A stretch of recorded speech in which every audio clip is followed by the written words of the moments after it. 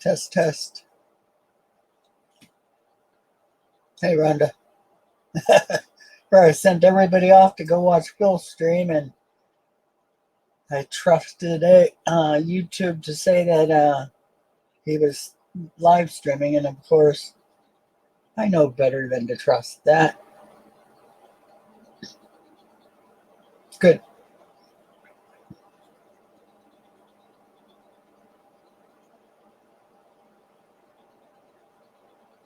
So I enjoyed chatting with Mike. That was fun. Sad story. I can imagine losing everything in 1 year. What was it, half an hour?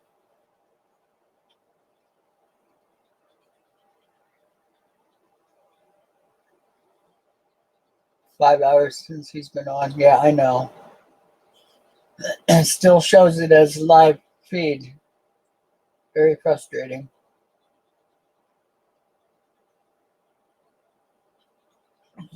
So I guess I should show something to give people an idea of how big this is.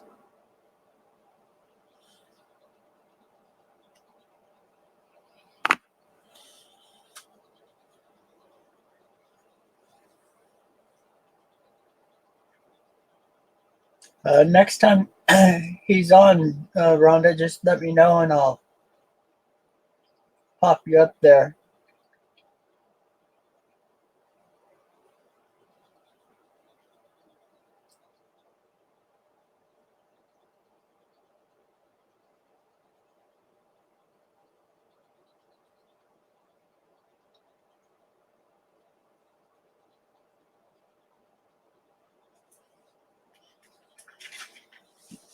Poor Ohio coin collector, he had just hopped in and I jammed out of there.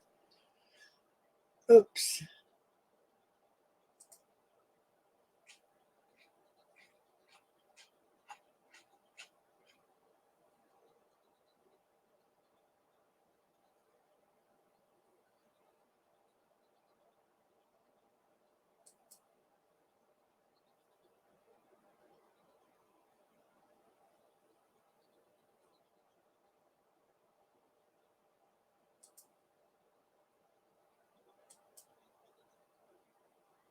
Did you send me text or a comment letting me know you had sent me email during the last stream? When we have so few people and it's never a problem, just yeah, let me know you sent email and repeat it a couple times if you need to. I was trying to pay attention. I think I did better this time than I have. I got most of the questions up pretty good order. I know I missed a couple, but normally when that happens, I'm gathering coins or I'm not right next to the screen. And I try not to make too many trips or it does me in. Hey, Mike.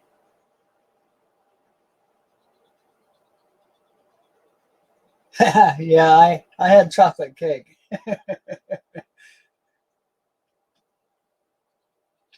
Actually, chocolate cake. My granddaughter's favorite. She got for her birthday.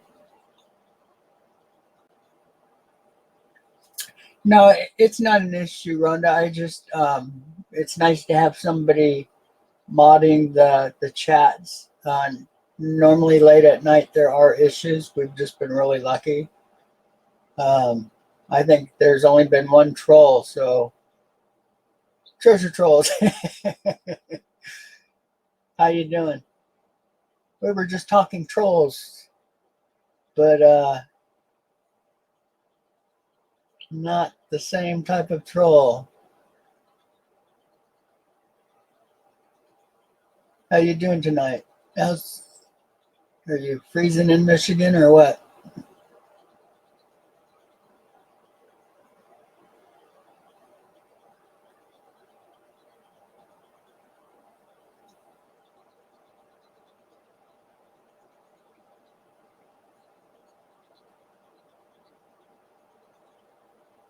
All right, I'll take your word for it.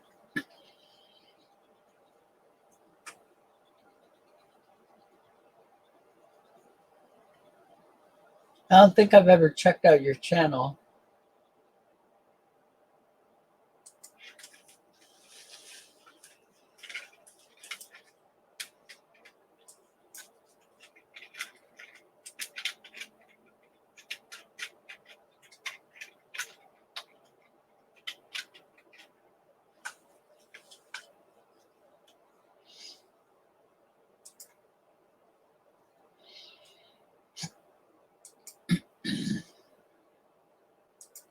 I am subscribed to you, Treasure Trolls.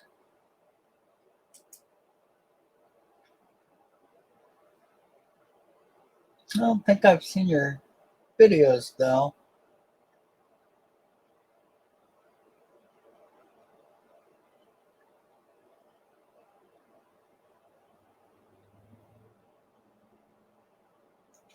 I have to check out your channel again and watch a few of your videos.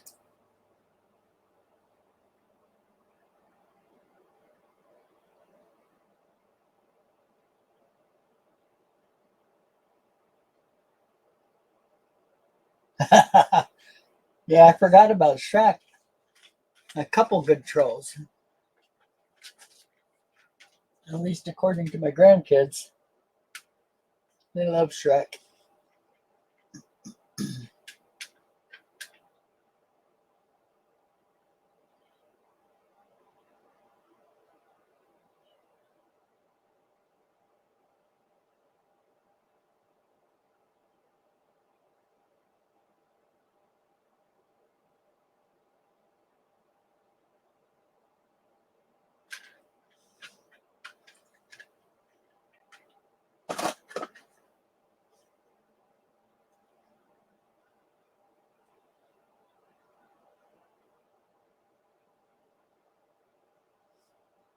So, what's your favorite thing to collect? Couldn't really tell from looking at your channel. It looked like you had quite a few different things for coins.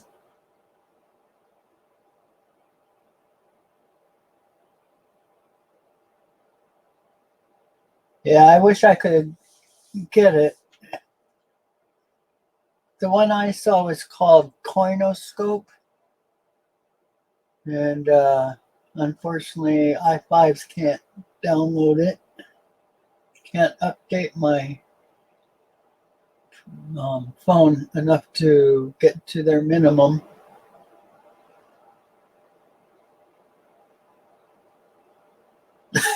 Well, that's not what I meant.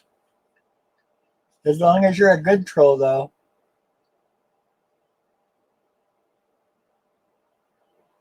Yeah, it's highly rated, Rhonda. I know quite a few people that swear by it.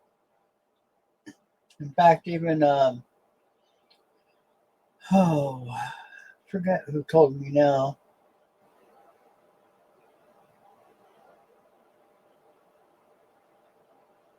Oh, it was Lemon. I'm pretty sure it was Lemon that was talking about it. It was either Lemon or it was Roadrunner that said it's a really fantastic program.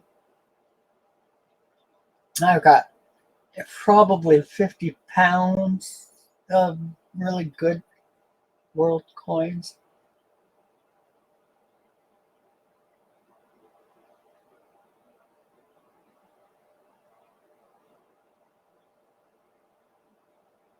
So I was a fine furniture maker, Treasure Trolls. If you watch my videos, I show a lot of my collection on my 12-foot long black walnut formal dining table that I built, which is in front of my black walnut hutch.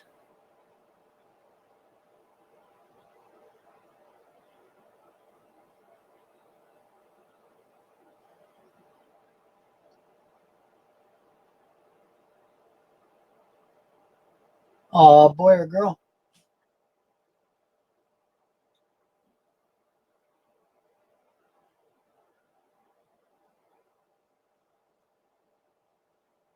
Oh, wow. Interesting.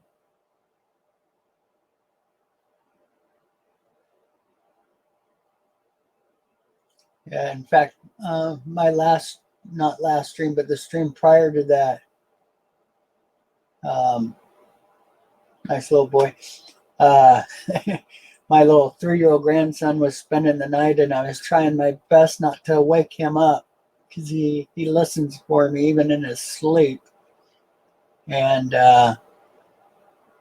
so the group got a nice little welcome from him, of him knocking on my door and asking if I'm awake and coming in and saying hi to the group. And he's 3, just turned 3 a few months ago. He's my little coin buddy. I've got a few of them. 10 grandkids. Boy, is it a lot of fun. My 2 girls were a lot of fun, but the grandkids are a whole nother thing.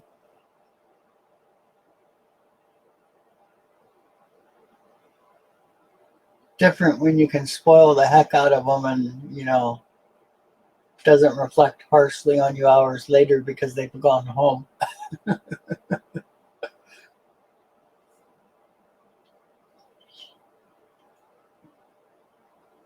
My little grandson has 2 favorite things. Number 1, baseball. Number 2, eating just about any type of food.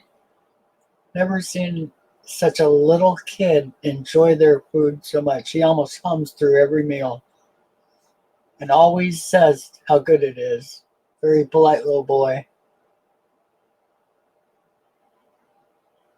Congrats.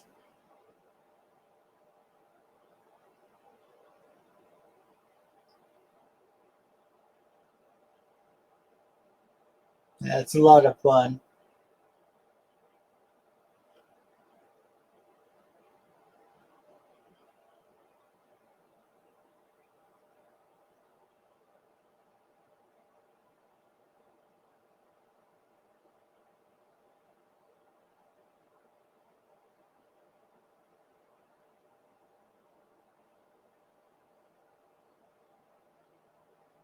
So you're a dirt fisherman, huh?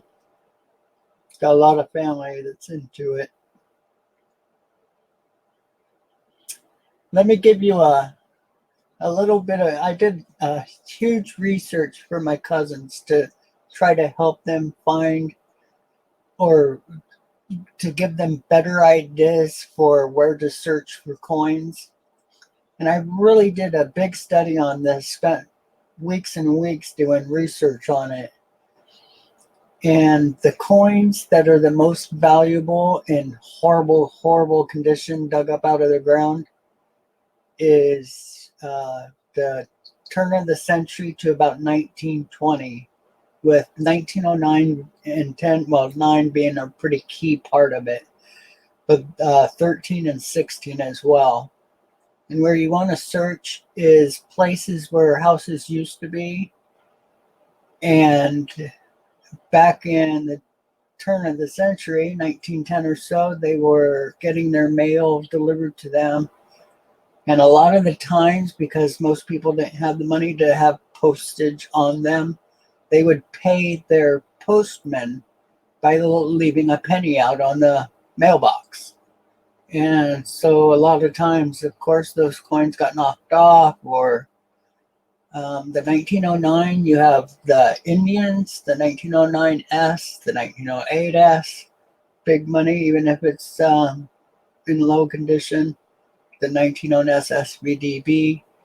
1913, you have some nickels of value, and I would only be searching for the pennies and nickels. The rest is great to find, but you can't count on it like you can the pennies and nickels because they were the biggest used.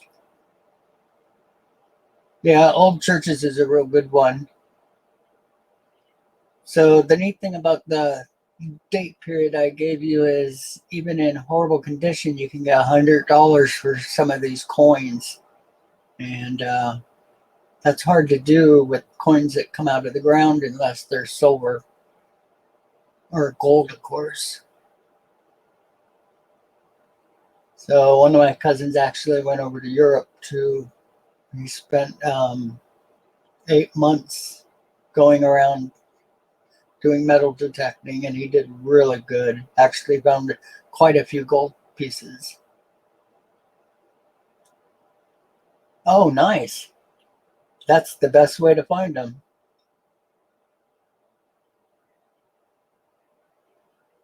Yeah, it's hard when the pennies come out of the ground. They just look horrible. Unless you're lucky enough to get one that had several pennies on top of it, then the middle coin normally is in good condition.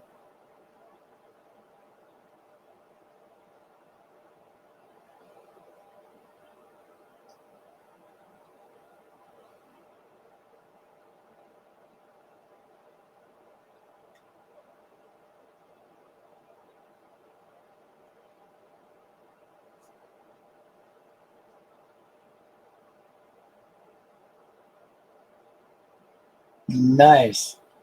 I have a couple cat bust dimes, but can't imagine the thrill of finding one. That's got to be awesome. Oh, good years too.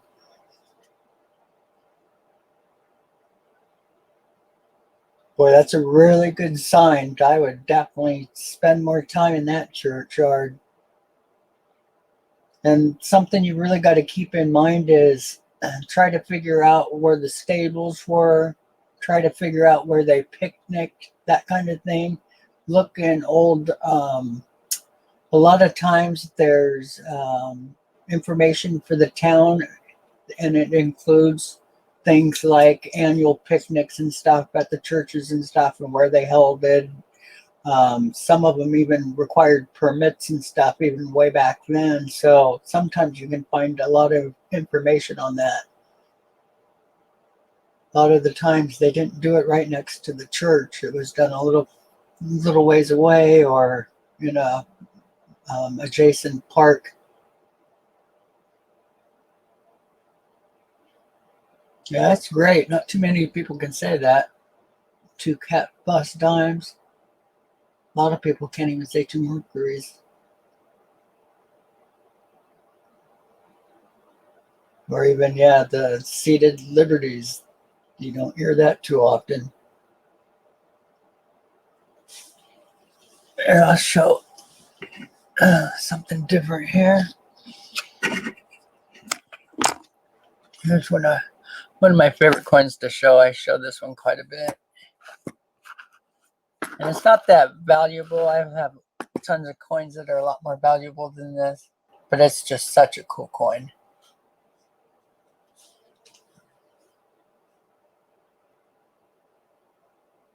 Oh, nice. Yeah, research is key to it. It really is. And look for fires, places that had a lot of fire issues is a good spot to look.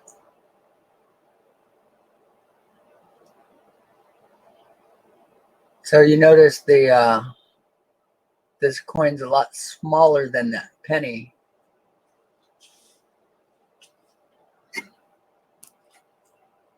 And there's a good reason. It's a half dime.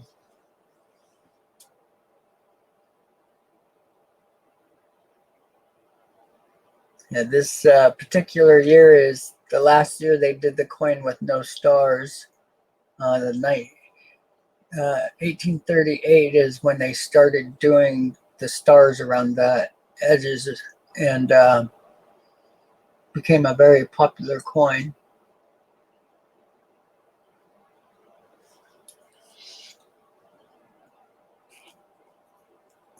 Now, about a half dozen seated half dimes.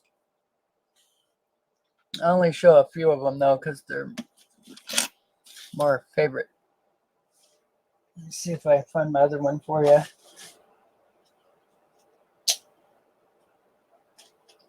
There we go. Out of focus.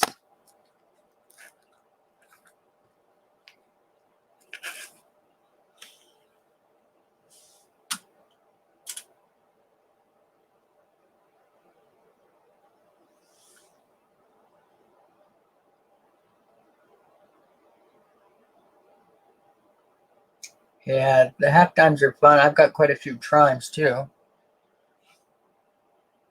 And this, oops, wrong coin. This one is actually about MS63. You can't see the luster for some reason. This camera just doesn't pick up the luster too well. Hey, camera, wake up.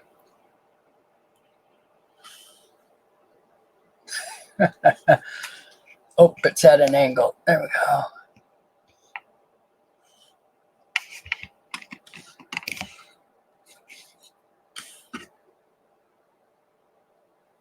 Okay, I must be focusing on the back there. Let me pull this 3-cent bill out of the way.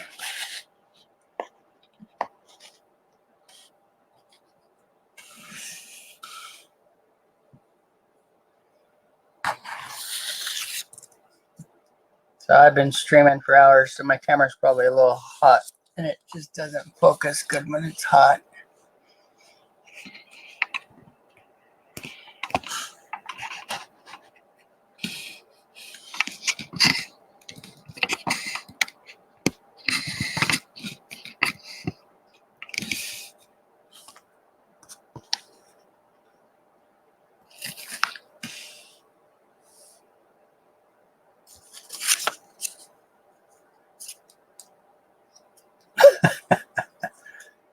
Here we go. Got nice toning around the edges. It's really pretty sharp. Huge detail. Hey, Mike. Oh, you'd appreciate what I got in the works here. Yeah, I was talking about my table that I show most of my coins on. It's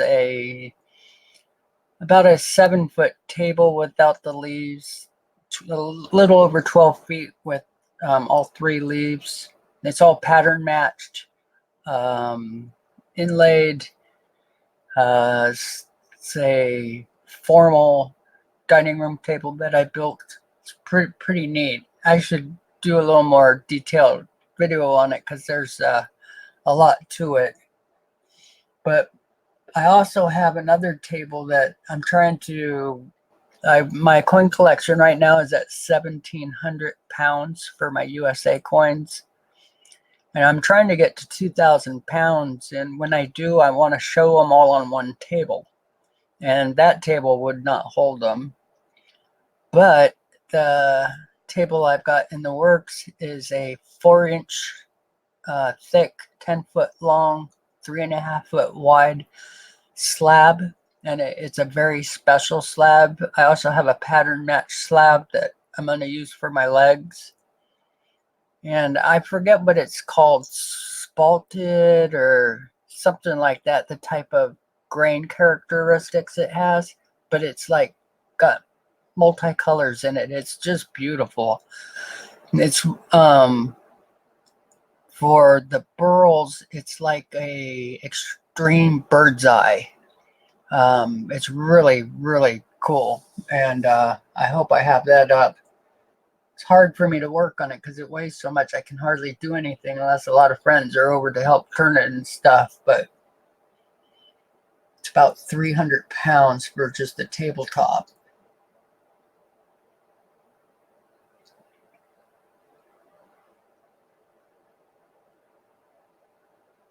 Yeah, I did fine furniture all my life, ran a shop for many years, and would still be doing it today if it was my choice, but health took other roles or other roads. Spalted, yeah, that's what it is. Thank you. Here I work with woods, but didn't do much burl work. Yeah, the spalted is just, it's crazy the way it looks.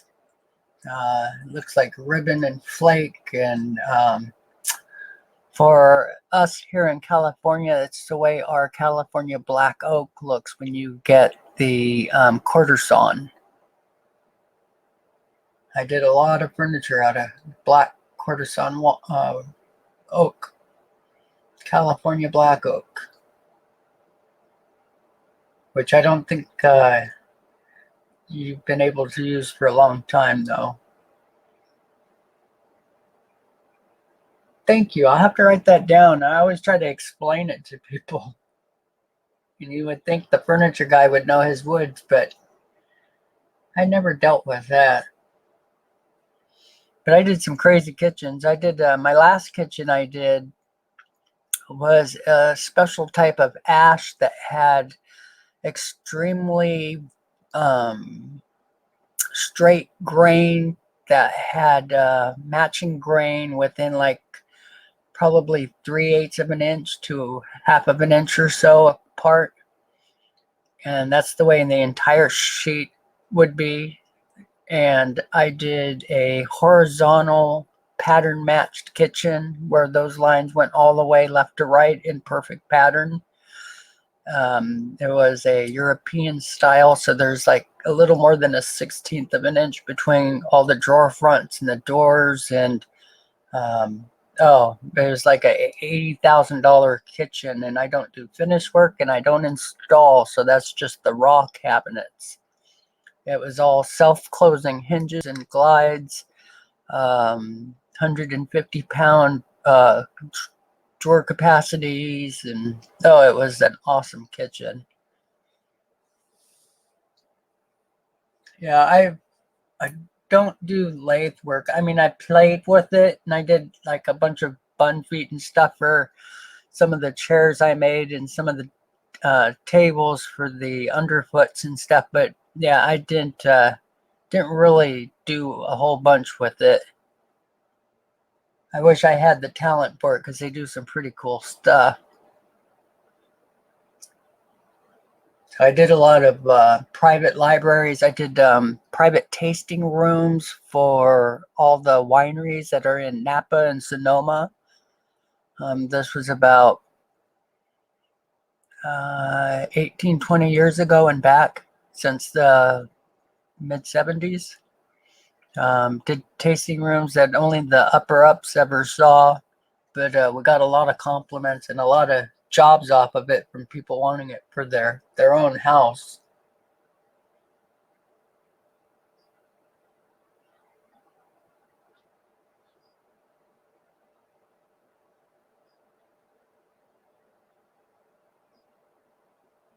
You know, I wondered, Mike, I was going to ask you to pan the camera when you were in your garage, but or was that the shop that you were in? Yeah, I have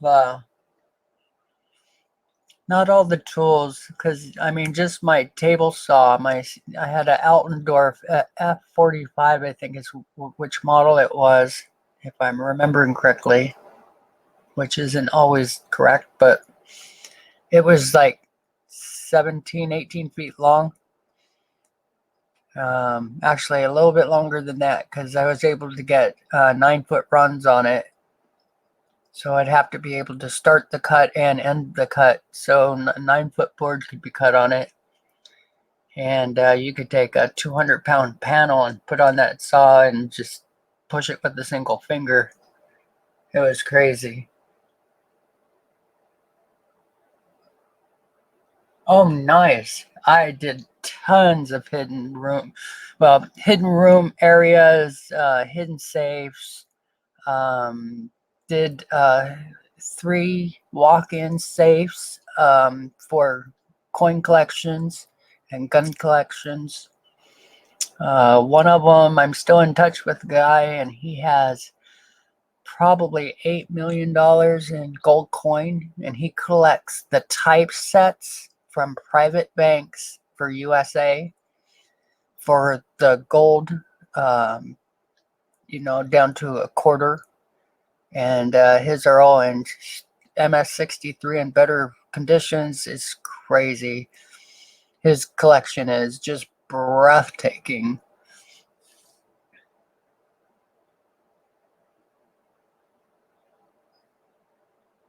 Yeah, I wondered, Mike. Well, that's really cool, Treasure Trolls. You must have a nice gun collection. And that's the smartest way to do it. It really is. Just do yourself a favor and never show them off. If you got to show them, and I know that's part of it, but pick just one and never let any of your friends know you have any others.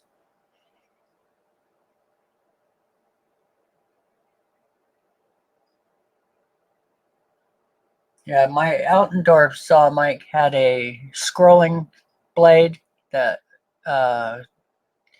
it ran the opposite direction, and it was I believe it was either a 14 or a 16 inch. I don't remember now. I didn't change the blade very often because bought the best of the best for that saw, so I'd have no issues cutting these very expensive panels. Oh, nice. You have to do a video on your dad's lathe work. I love watching that stuff. Some of the things that people make out of the special spots of trees, and the big knot that sticks out, and they turn it into bowls and stuff. I love that. Some of the most beautiful grains. I actually have probably 8 to 10 grand, probably pretty easy in wood out in my garage right now. All real specialty hardwoods.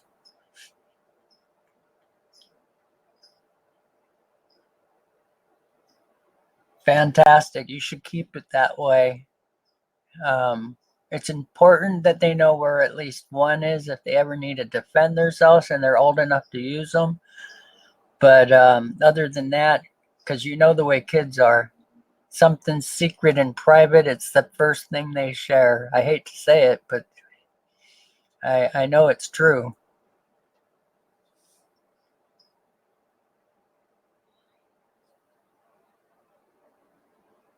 So, and every time I would do some of the hidden safes or cabinetry and stuff for storing antiques or those kind of things, people were blown away by how many options I would give them for how many places in their house I could do it.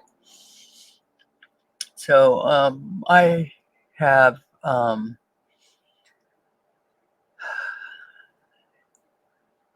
probably close to a dozen spots in my house right now that are places that even when somebody comes in and totally destroys most of the cabinets and stuff in the house, will not find them.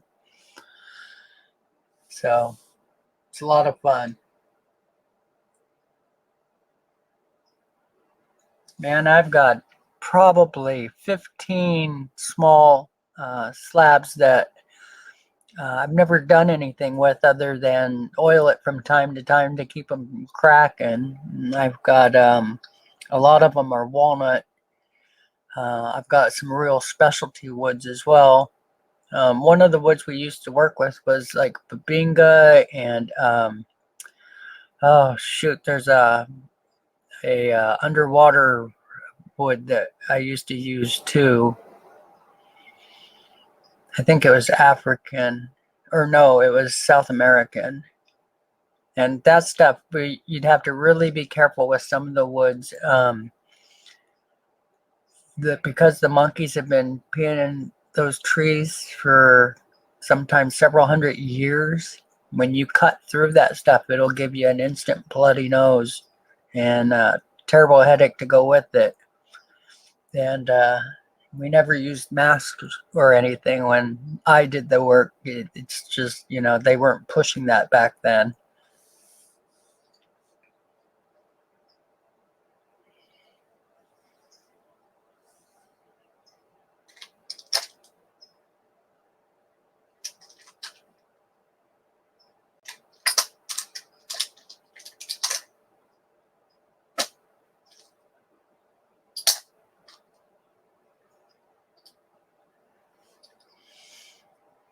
Here's one in not so good condition.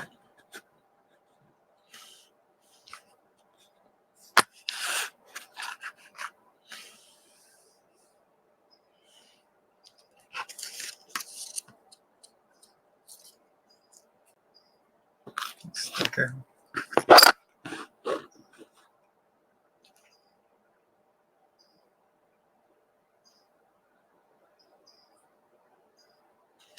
There we go. Yeah, half times are definitely a favorite.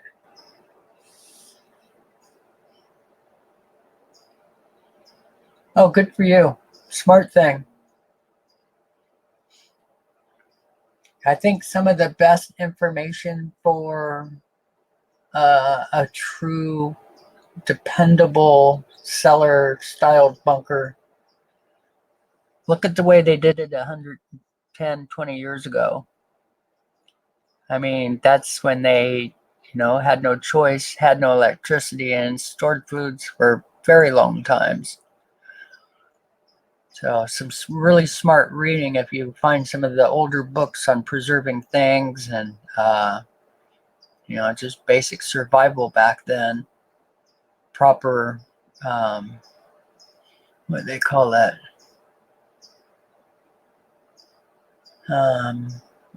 Storing your foods correctly and that kind of thing.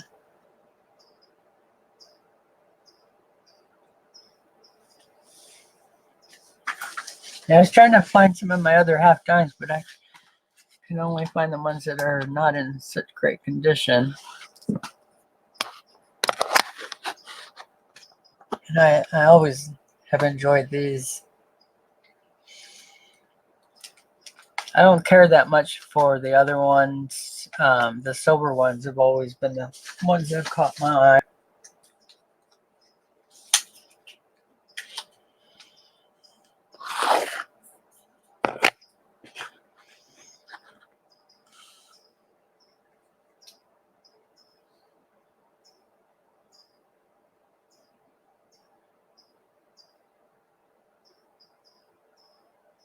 Oh, it breaks my heart, Mike. Yeah, Honduras mahogany was one of our favorite things to use.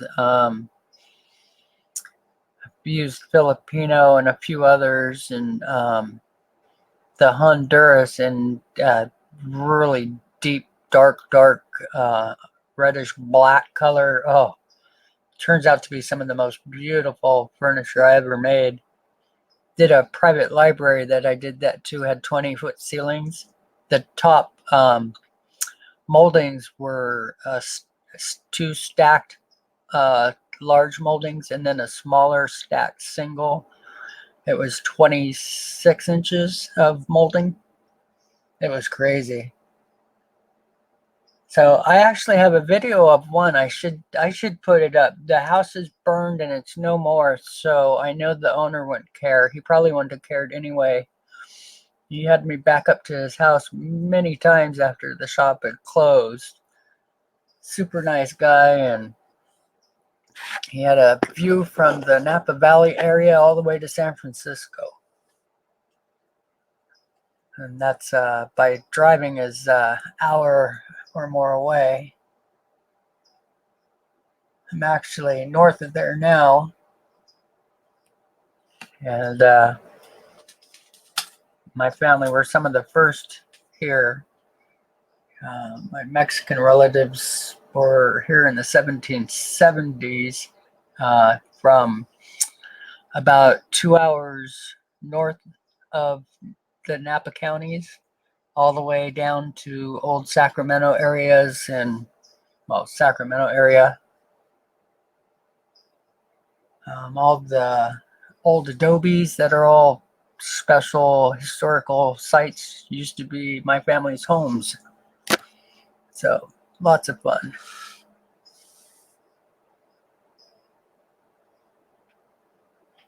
Yeah, I made all my deck furniture out of teak. I did a lot of teak work.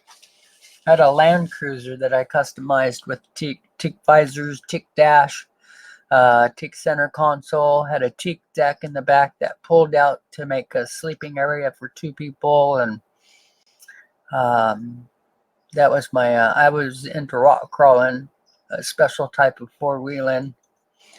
I did Rubicon, and there was one down south, the Southern Cal, that you had to go up a darn waterfall. It was so hard to get up that thing, but tons of fun. Did Moab in Utah. Did Lions Back. Did all the big ones.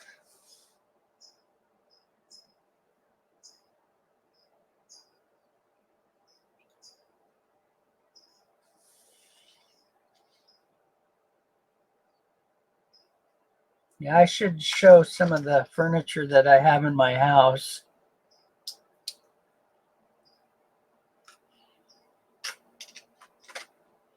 One of the things I was known for was doing bedroom suites, one-of-a-kind bedroom suites, and we would never build anything the same twice. Had a lot of fun doing that kind of thing. Come on, camera. Okay, I need to adjust the camera. Hold on a minute.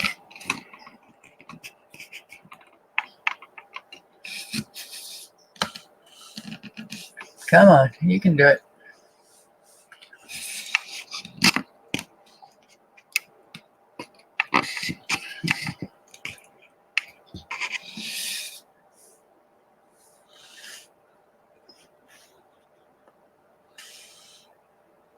I do not know why it's not focusing.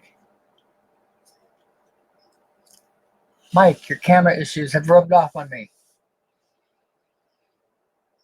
Yeah, all we did with the teak was oil it from time to time. About every 5 years, you'd have to sand it a little bit.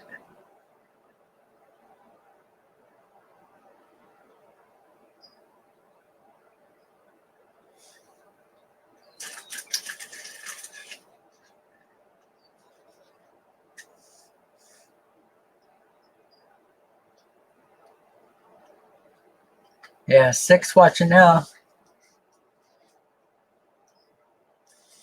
Who's out there?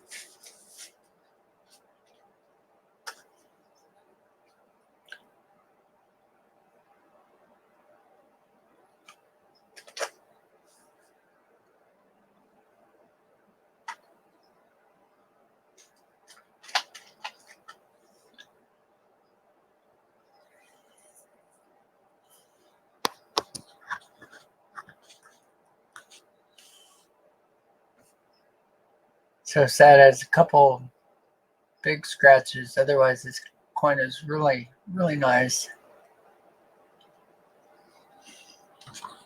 Yeah, teak is what they put on all the boats.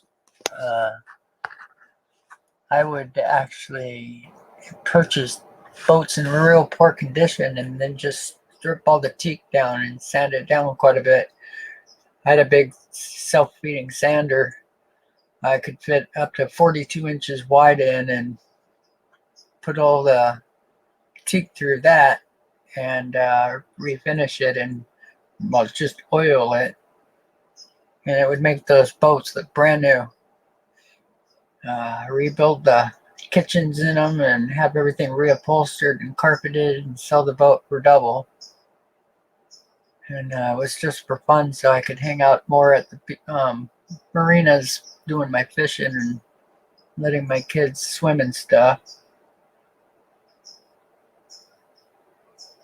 Oh, that is your nickel. I'm sorry. I didn't know I grabbed it.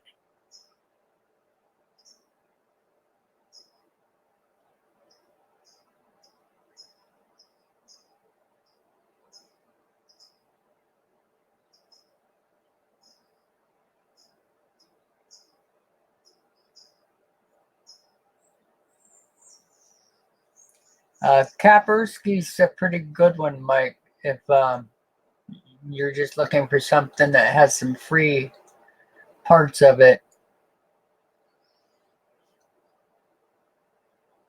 It's what I put on all my kids' computers. Take it easy. Stop by anytime.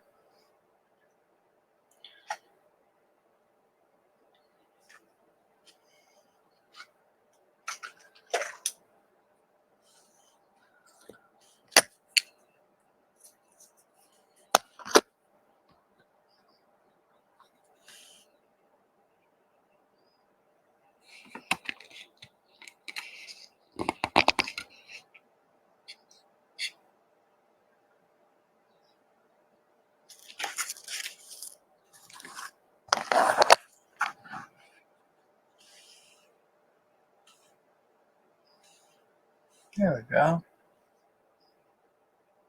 1930s. So many people don't know where to look for the mint mark on these. You'll find it just on the left side of the one in the date.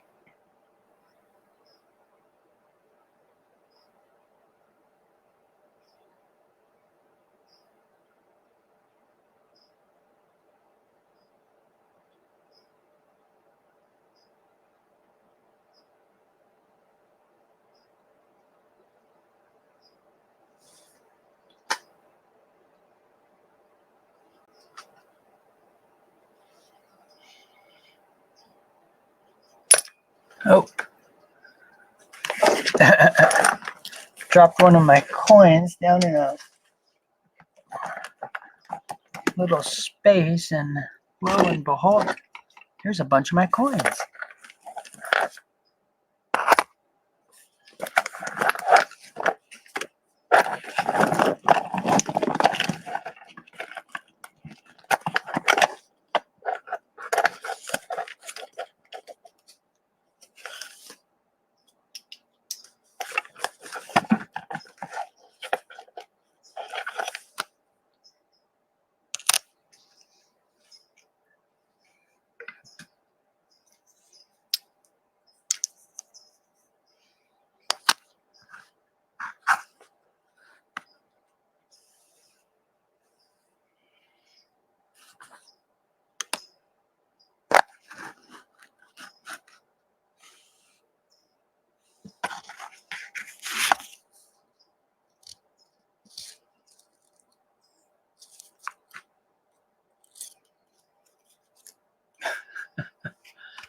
Okay, not gonna be able to get so close.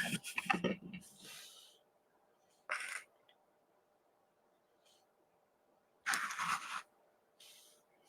we go.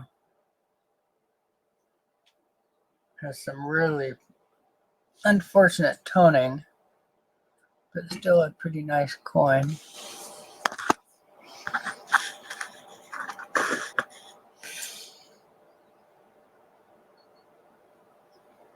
Doesn't look as nice as it actually is. Down to 5. We're losing people, Rhonda. But it is full bands. Yeah, that one's pretty nice. Definitely stash them if you find full bands. Kaspersky, Kaperski, or very close.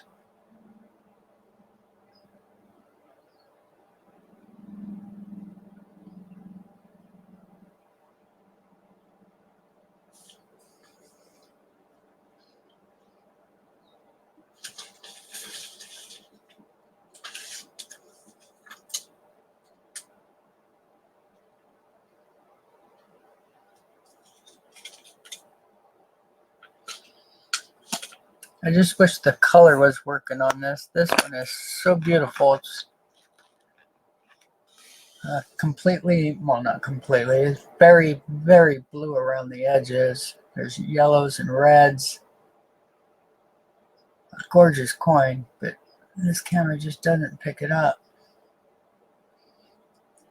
You bet, Mike. Take it easy.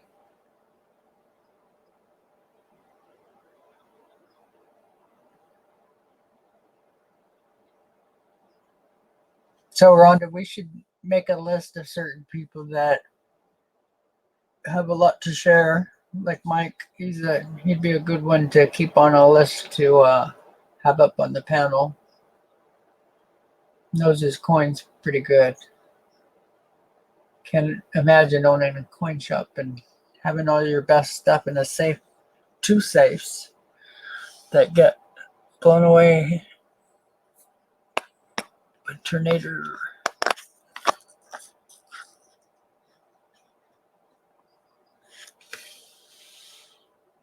Now you can see a little bit of the blue in the one flower, but it's almost a full circle. I wonder if it's short when I do this.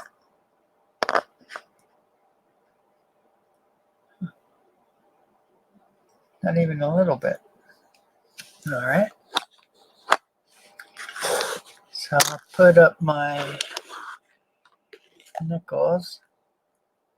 Let me clear the area a little bit here so I can make room for some more coins.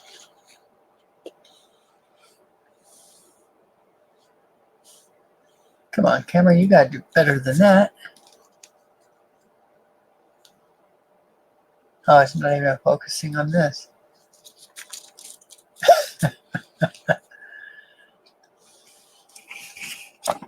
I laugh, but believe me, I don't think it's funny. One of those frustrated, semi-senile laughs.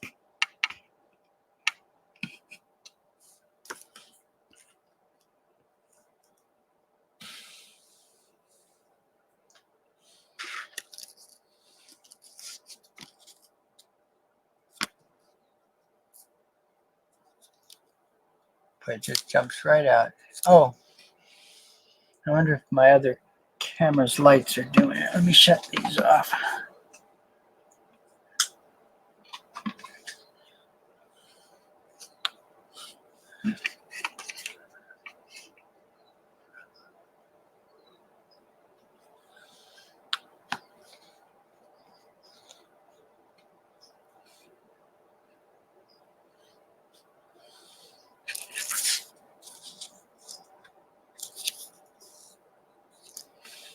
Yeah, it's so frustrating.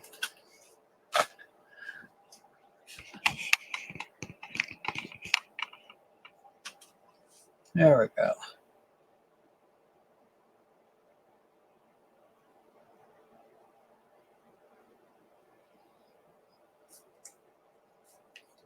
Yep, if you remember, Rhonda, I did try to have him come up, but he chose not to come up the other day.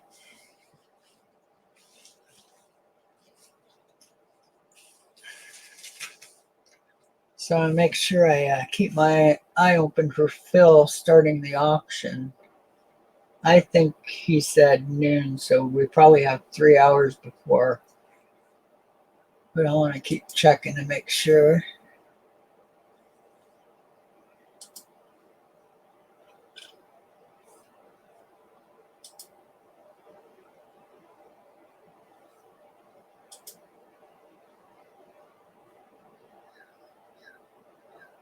Oh, there is a auction preview. Interesting. I didn't know he did a preview.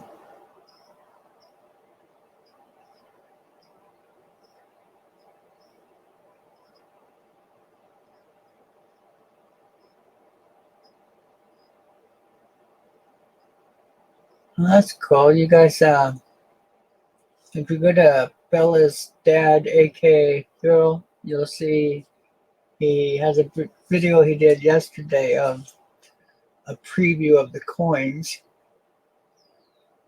And wow, there's some gorgeous coins.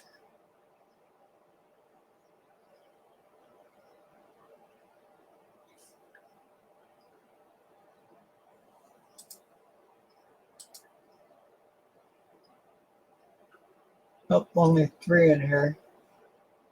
Yeah, yesterday. I hadn't seen it.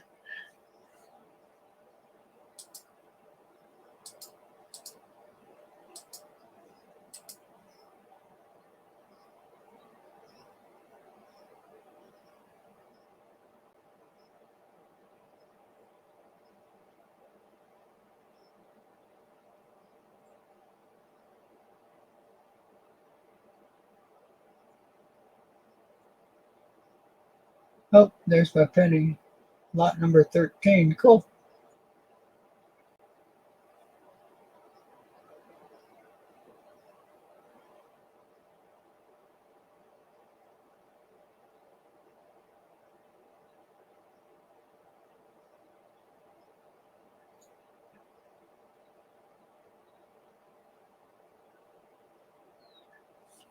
I just hope he has a big enough group coming to watch.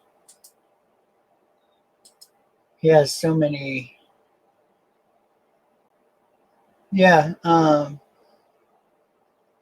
you want me to show the video, Phil's video? I can do that.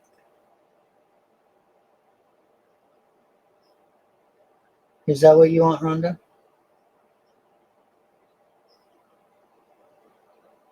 Because I don't want. I wanted to see it anyway.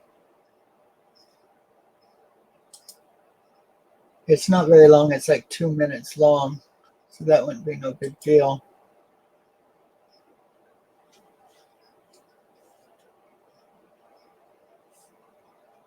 Here, let me set it up.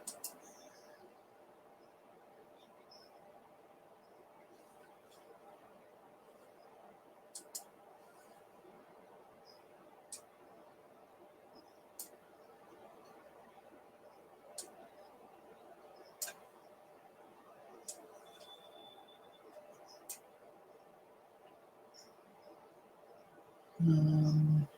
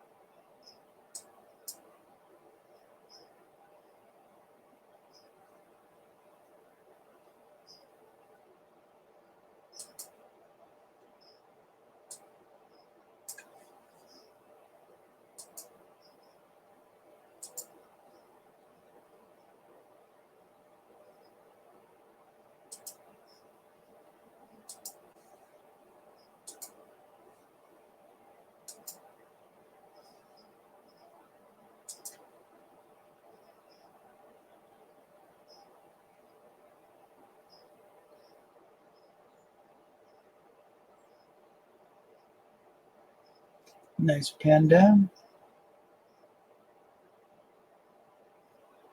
Oh, that's cool. I like those.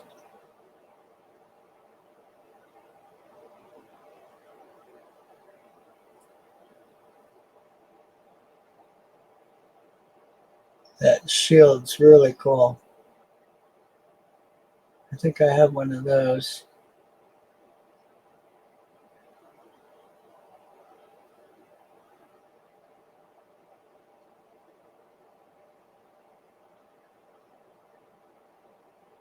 That's really funny. Redneck stacker. A bolt.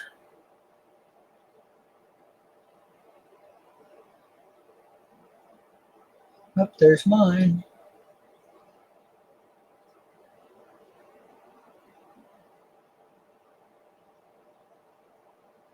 Wonder if that's Bella's.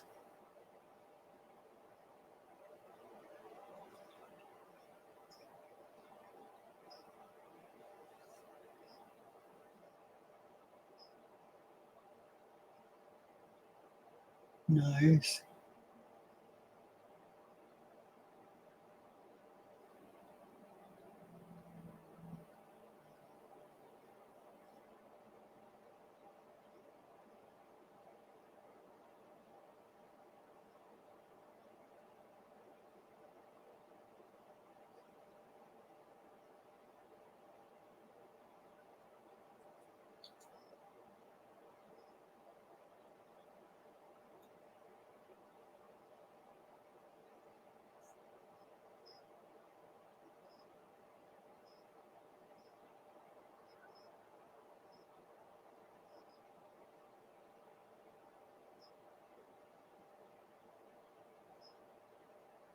That's cool.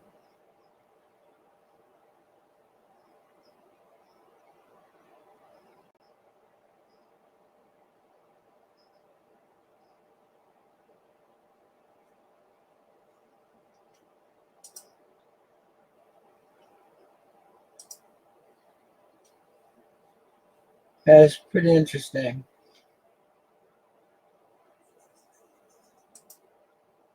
Oh, up to 5. See, showing Phil's channel brings people in. Nice.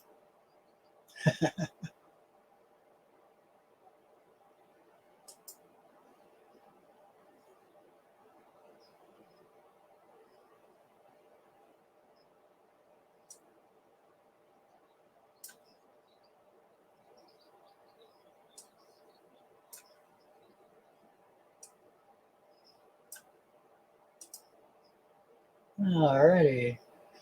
Butchie Harding. Hey, how you doing? Just got a Benjamin. All right. I've actually got quite a few, even full bell lines. They're a lot of fun.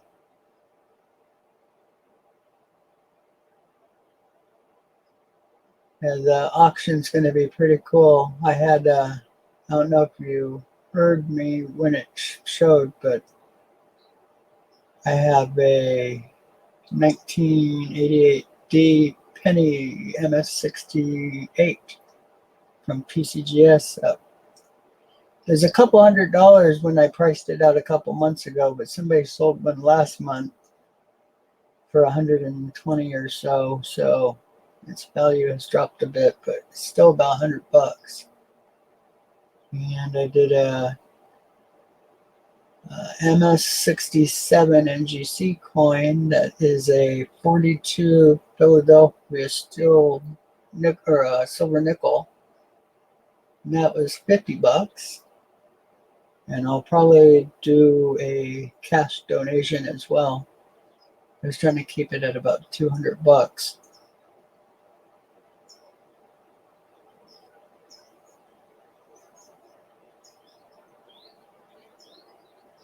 Watching some fractions.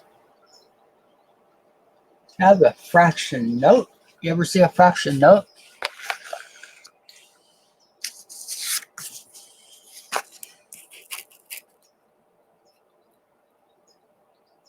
Fractional currency.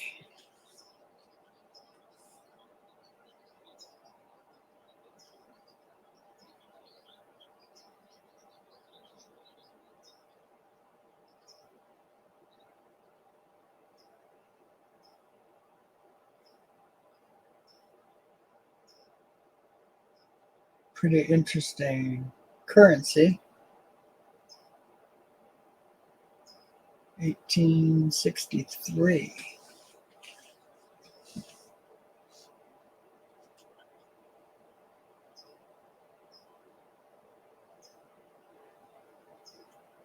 Yeah, from what Bill was saying, there's one person donating that was donating about one half of his goal if everything worked out. So that'll be interesting. $1,500 donation. I know some of these gold channels that have, close to $1 million in gold that they're showing. That's a very small amount for people like that. I may have a huger, one of the largest collections, but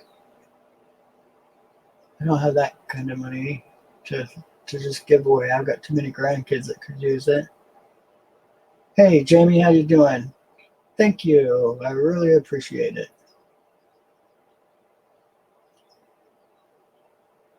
Have a lot of fun doing it. Been collecting all my life. I think I was only 5 or so when it started. So, and I've actually turned it into a living. So, lots of fun.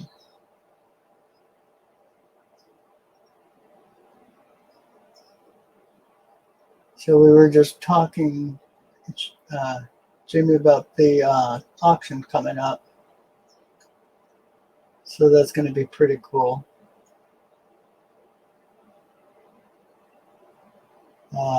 One of the people that it's for was actually on my stream when this all went down. Phil came over to the stream and joined in with us, and that's when Phil came up with the idea for the auction.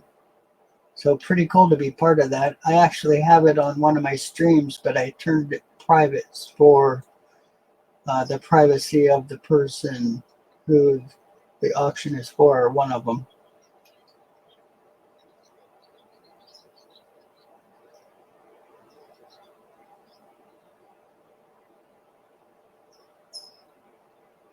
So I'm at 1,700 pounds of US coins, collector coins.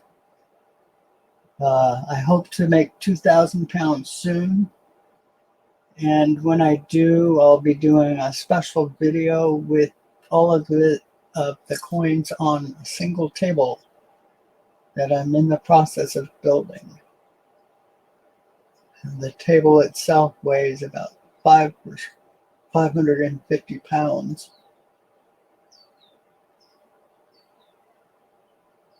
I love it, Rhonda. That's so cool. I was so afraid so many people were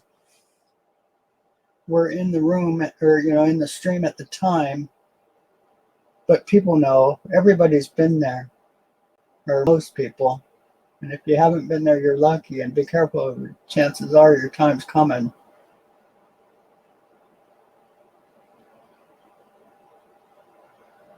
So I'm just glad I was able to share with that person all my trials and tribulations of going through the same kind of stuff, and help him see that, there those of us that have it worse, the same, similar.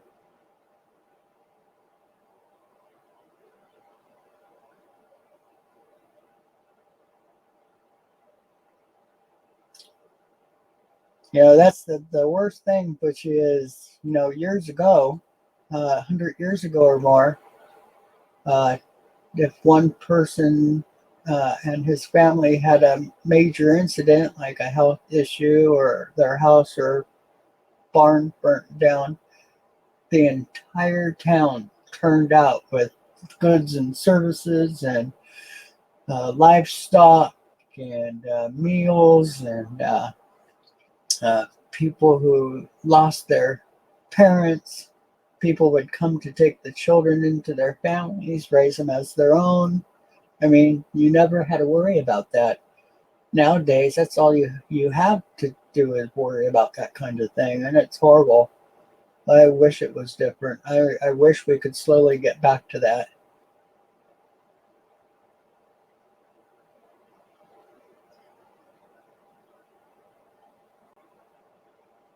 Yeah, I'm glad we didn't have too many. I think it was 8 or 9 when it started and things were getting explained. But by the time Phil made it, yeah.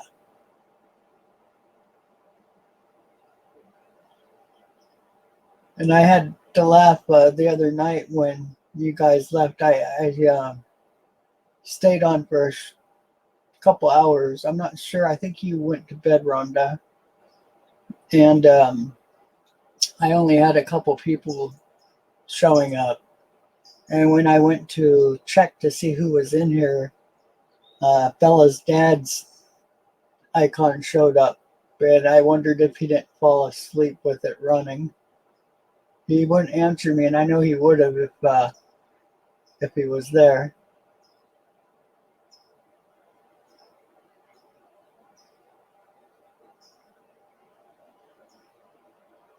Yep, you're right, Butchie.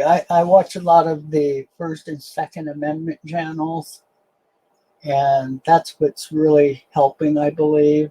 I think making government aware that we do have these rights and they're not honoring them, and making everybody aware is the whole secret. And then I've seen some stuff where the Texas militia and a couple other militias came out in some really nasty situations and helped out, and showed up in such huge numbers that it really woke a lot of people up. Hey Lincoln, how you doing today?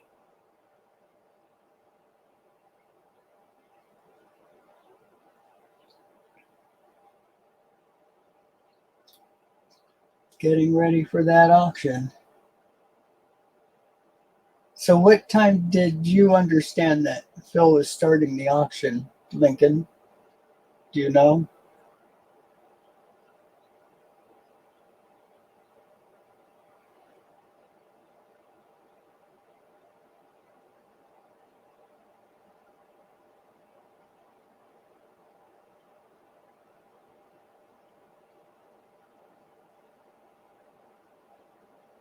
The one thing we really try to push in here, Butchie, is everybody getting treated the same, and nobody causing issues or disturbances, no games, uh, helpful in every way, happy to answer any questions.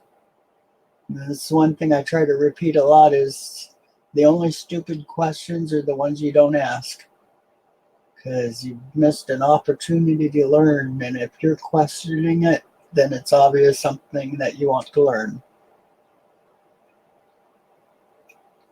Okay, that's what I thought.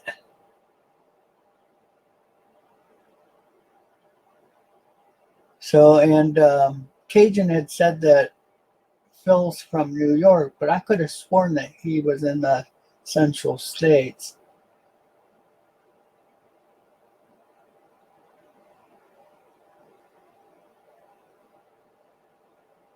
Yeah, we actually have quite a few kids that come in. I have a ton that comment on my website, and it's pretty easy to tell because you'll get them saying, "Hey, you got my first Wheatie today." It's like, okay, I know your age, or normally, not true 100%, but probably 90% or 95%. And knowledge is everything. It really is. I'm a big believer in old books. When you read the history books of today, well, even 1930s and on, you hear the government side of everything or what they want you to believe. You go back before that time and you start learning the true history, and it's totally different. I have personal knowledge of the, well, personal as it can be, being passed through the families, but the Lewis and Clark expedition and the way this or the way the history books tell it now is completely wrong from the way I was taught it. Yeah, I believe that's true. I collected antique history books and other um, personal diaries and that kind of thing of influential people and that kind of thing.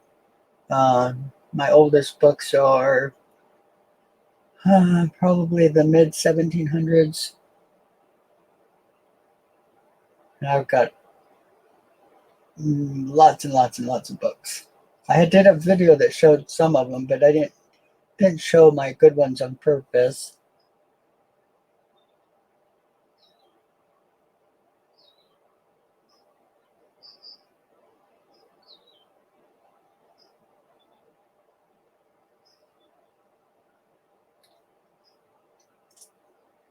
And what's better for these kids to learn than good hobbies like coin collecting and similar? Um, Putting in the hard work and doing the metal detecting and doing the um, research and that kind of stuff of the best place to hunt or where houses used to be and things like that. I think it's really cool. And these kids find tons of stuff. It's really fun to watch. I support all those channels.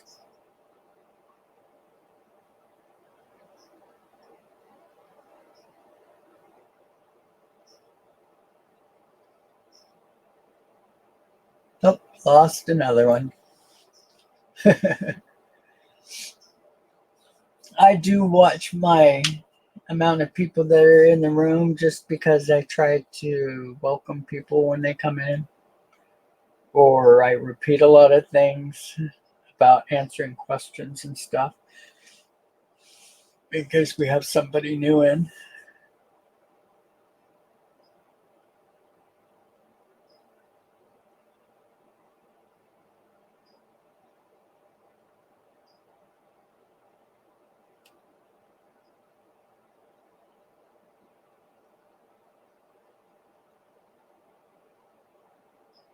Yeah, it is truly amazing. There's so many people that are so extremely knowledgeable. I really enjoy watching them. Ken Peavy, to mention a big one, but there's so many of them out there. I wish I could just start naming them off because they're all people I watch, but I'm just got a horrible memory for names.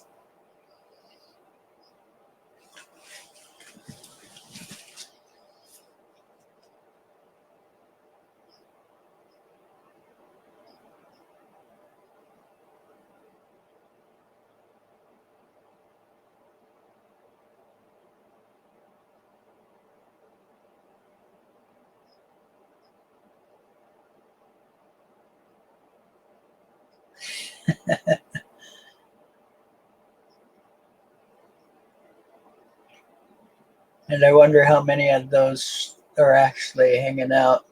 Makes me wonder sometimes.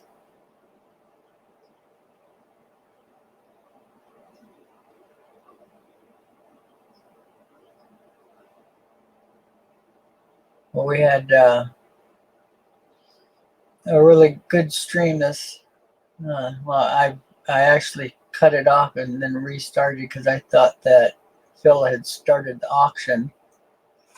But yeah, we had what Mike Badger, I think, was, again, I'm horrible at names. Badger, yeah, Mike Badger came up on the panel for a while, and I had some really interesting people in the chat that were real knowledgeable on some foreign coins, and we're able to name a bunch of the ones he had.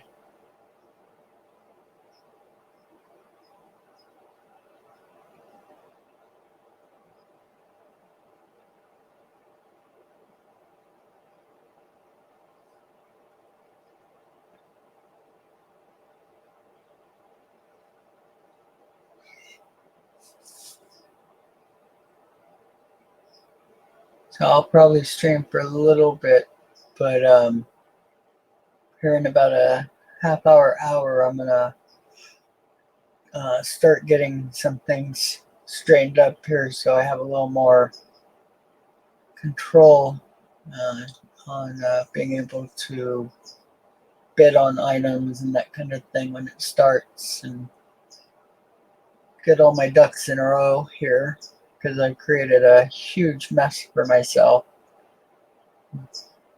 Been loving these streams. Nice. What's your oldest proof, Butchie? I have from, I thought 52 on, but I never found my 52. So I either gave it to one of my grandkids or I never purchased it. Because I know I've come really close to purchasing a few, but I thought I ended up with one. So 53 on, but I'm missing 55. I actually gave that to another one of my grandkids.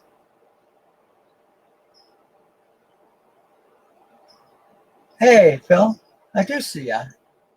How you doing this morning? Looking forward to your auction.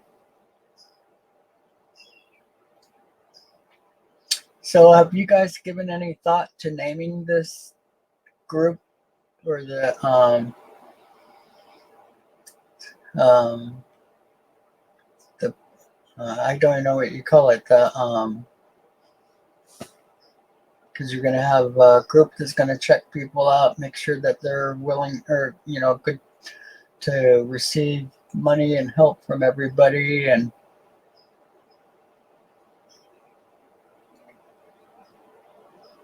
yeah, I believe that. And naming your foundation, I think that's what I was trying to say. Oh, that's cool. I like that. The ones I was coming up with were all coin related, and there's too broad of a group in our community to name it coin anything. So yeah, that's a good, and that's similar to some of the ones I was coming up with, Rhonda. But there's such a wide variety of people, everything from metal detectors, the gold panners. It's such a huge, huge group of people. but I like that. Community Rainy Fund. Community Rainy Day Fund. So, and you can brand the the program that we're using. It's really neat. You can do so much to the background and stuff, and add branding and bring in your own icons and stuff. I was really reading up on just how much you can do to it, which if you don't have anybody that can help you on that, I can do almost all of it. All of it as far as I know, but because you have to have certain things set invisible and that kind of thing when you create them. And I have done that before.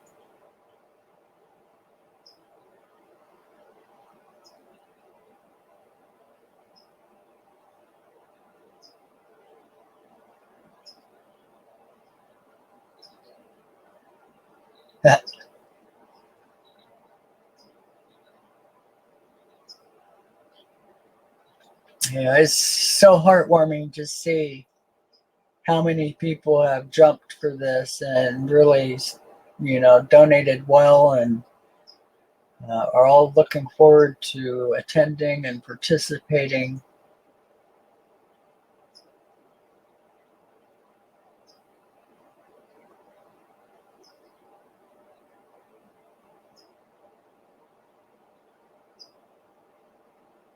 You've done a great job. Your first video, Phil, was heartwarming, completely heartwarming. I know I saw Rhonda having to take a little bit of a break, and I felt just about almost at that same point. So, pretty cool. You really touched a lot of people with that. And like you said, we've all been there. And if you haven't, you've helped somebody in the family who has. Hey, Roadrunner, how you doing?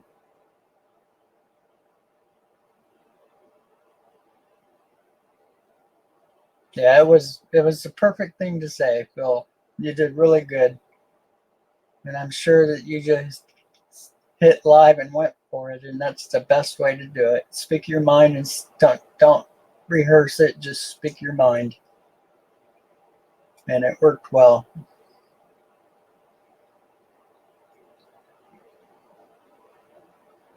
Yeah, I just watched in fact, I shared the screen and showed your preview from yesterday, about 20 minutes ago. And there's some great pieces. It's very exciting.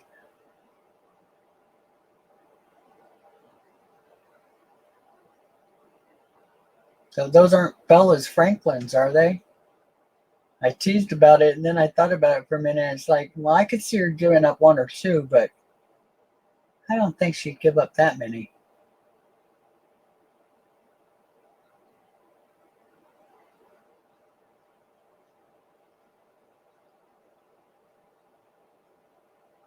Oh, fantastic. That's really cool. That's a great idea. A lot of us grew up with that kind of thing, and I know I helped so many of telethons and uh, always watched the entire show.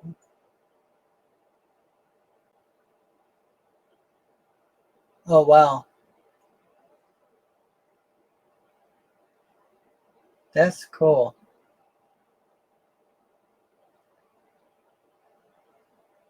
So neat to see people just give freely, just give to help.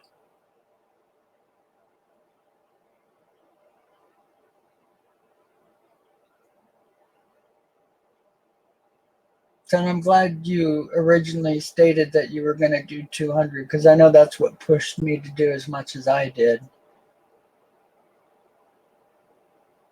A good number for the bigger channels to be able to do.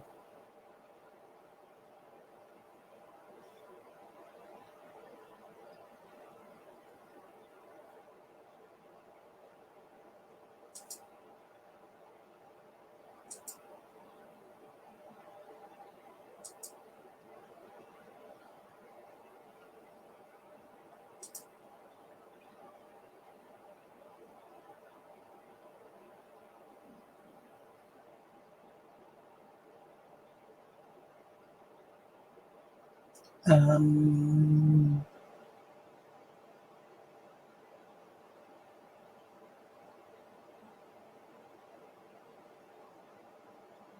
oh, very interesting. I studied that one for a while. It was one of my first commemoratives to go in my typeset.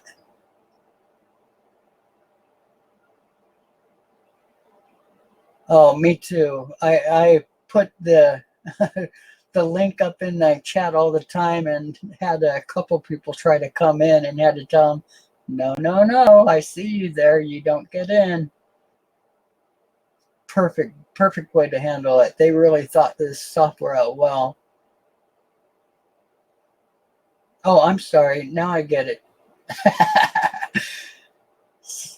Sometimes you got to say it more than once, Rhonda.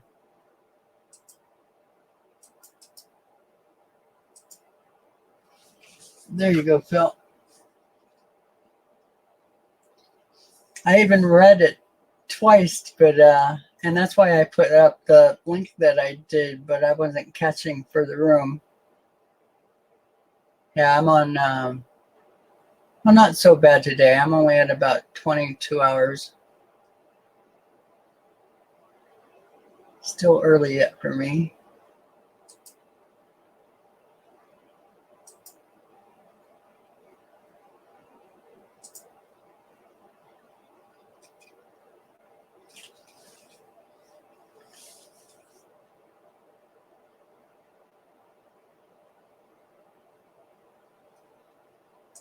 The banker. The banker is in the house.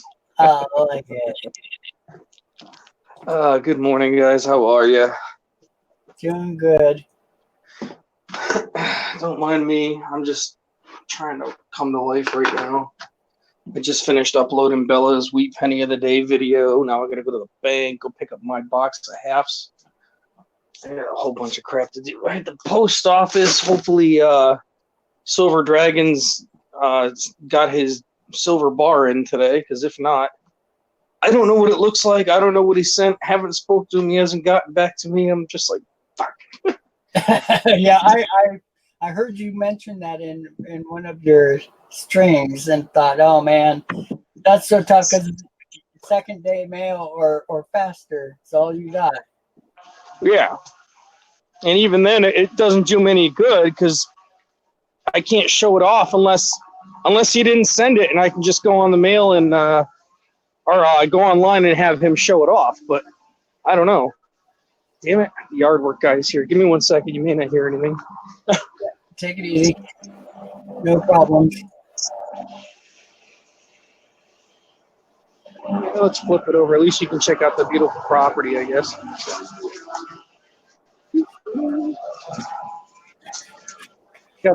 Got the guys working on the yard. My big old ugly ass needs to be resided house. Can't hear a damn thing.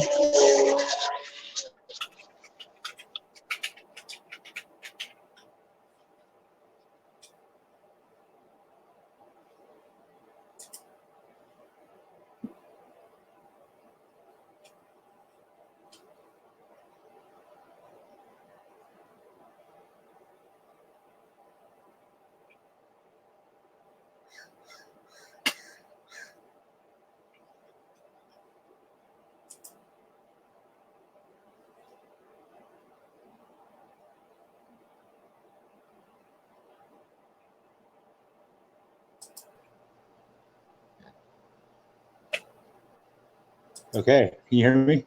Yep, very good. How I you doing this thought morning? doing good. How you doing? I'm a little tired. I was going over those commemoratives for the last day and a half, and then a bunch of some other stuff. But I was going through some of my 42S's Lincoln Wheat cents, and I'm pretty sure I found the 42S double die. But the thing about it is that the way they attribute them is from the Philadelphia mints, from the cherry pickers guide versions anyway. And I mean, those are different coins. It's not, they're throwing like 5 coins together into one and saying it's a FS 101 / 301 or whatever the main Philadelphia variety is. And I posted some some photos, and I got a reaction from Ken, PB, and CJ, and they pointed out that there were definitely some different aspects to the coins, and I'm like, what are you referencing? I'm referencing the actual variety that they show with the coin, the 46S double die. And I'm like thinking here, wait a second, they're putting the double die variety from a Philadelphia coin on a San Francisco coin with the mint mark, and sometimes that mint mark has been repunched, sometimes tripled. And I'm thinking here, they're getting different pictures of it, and then finally, can I get a consensus on the date? And Ken's like, okay, well, the relief's too low. I'm like, oh God, okay, now here we go again. And I'm thinking, okay, well, what's different between the Philadelphia mint and the San Francisco mint? The mint mark. Okay, if you're going to get low relief, that's going to be a factor. It's going to take away from everything else, all the other devices, and put it in that mint mark, especially if you got a repunch.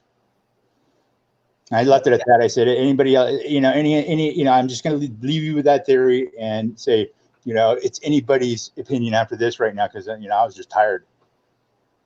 Yeah, that's very strange. I don't understand why the coin would be listed with another coin, a different mint mark coin. That's another coin. I don't know what they were referencing. I was actually referencing the Cherry Picker's Guide, the 42S. I even seen copper coins. They auction went off, I think, a couple of days ago, and mine is the same for the most part. But I mean, mine is really, really nice. I mean, there's not a mark on it. It's so smooth. I mean, gosh, this thing outclasses anything as far as grade goes. And I'm like, okay, what am I doing wrong here? Okay, the photography may be a little off. Okay, but the date is clear. I mean, it's exactly the same as the date on the Cherry Pickers variety. I don't know about the mint mark. He said something about the mint mark too. Whatever. But I was like, okay. So I kind of went over all the pictures. I'm like, okay, well, it still looks the same to me. But Ken's final issue was the relief. I'm like, okay, Ken, let me tell you, pose this.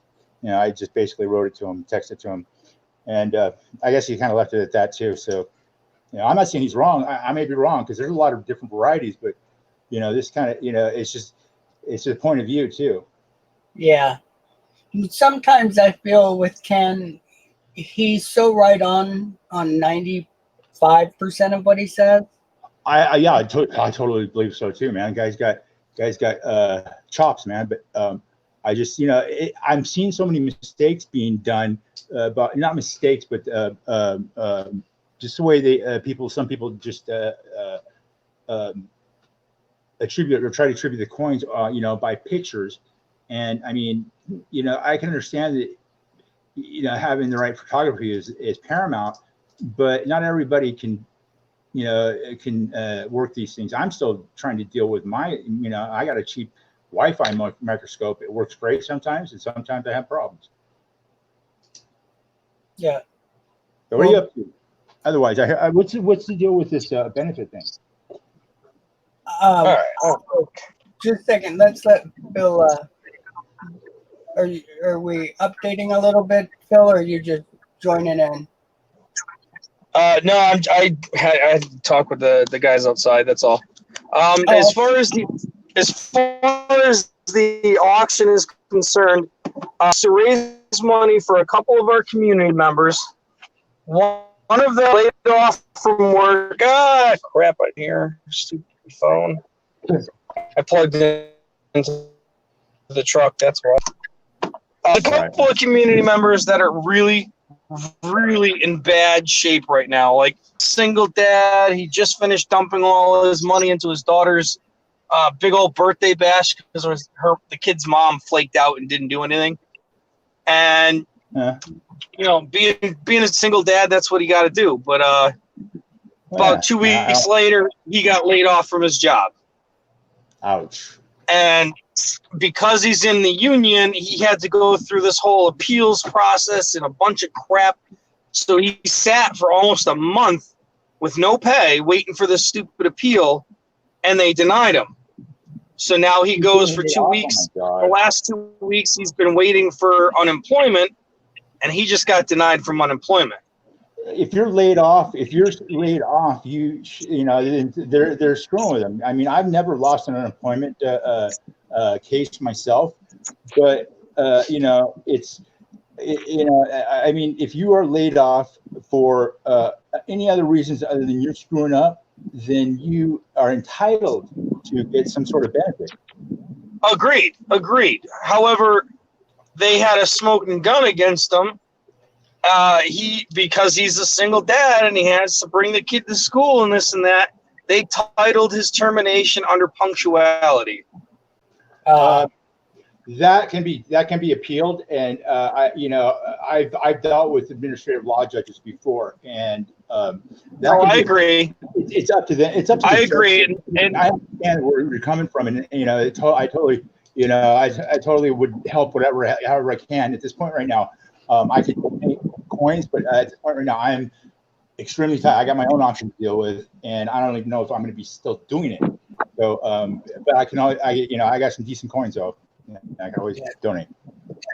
Hey, Roadrunner, let's give him a minute to finish his little talk. I know I agree with you completely, but unfortunately, you have to go through the process, and during that time, you're still losing out on all of your things that you need. So hold on just a second, and I was talking to Stan actually yesterday, who's detecting daddies. Stan's his name.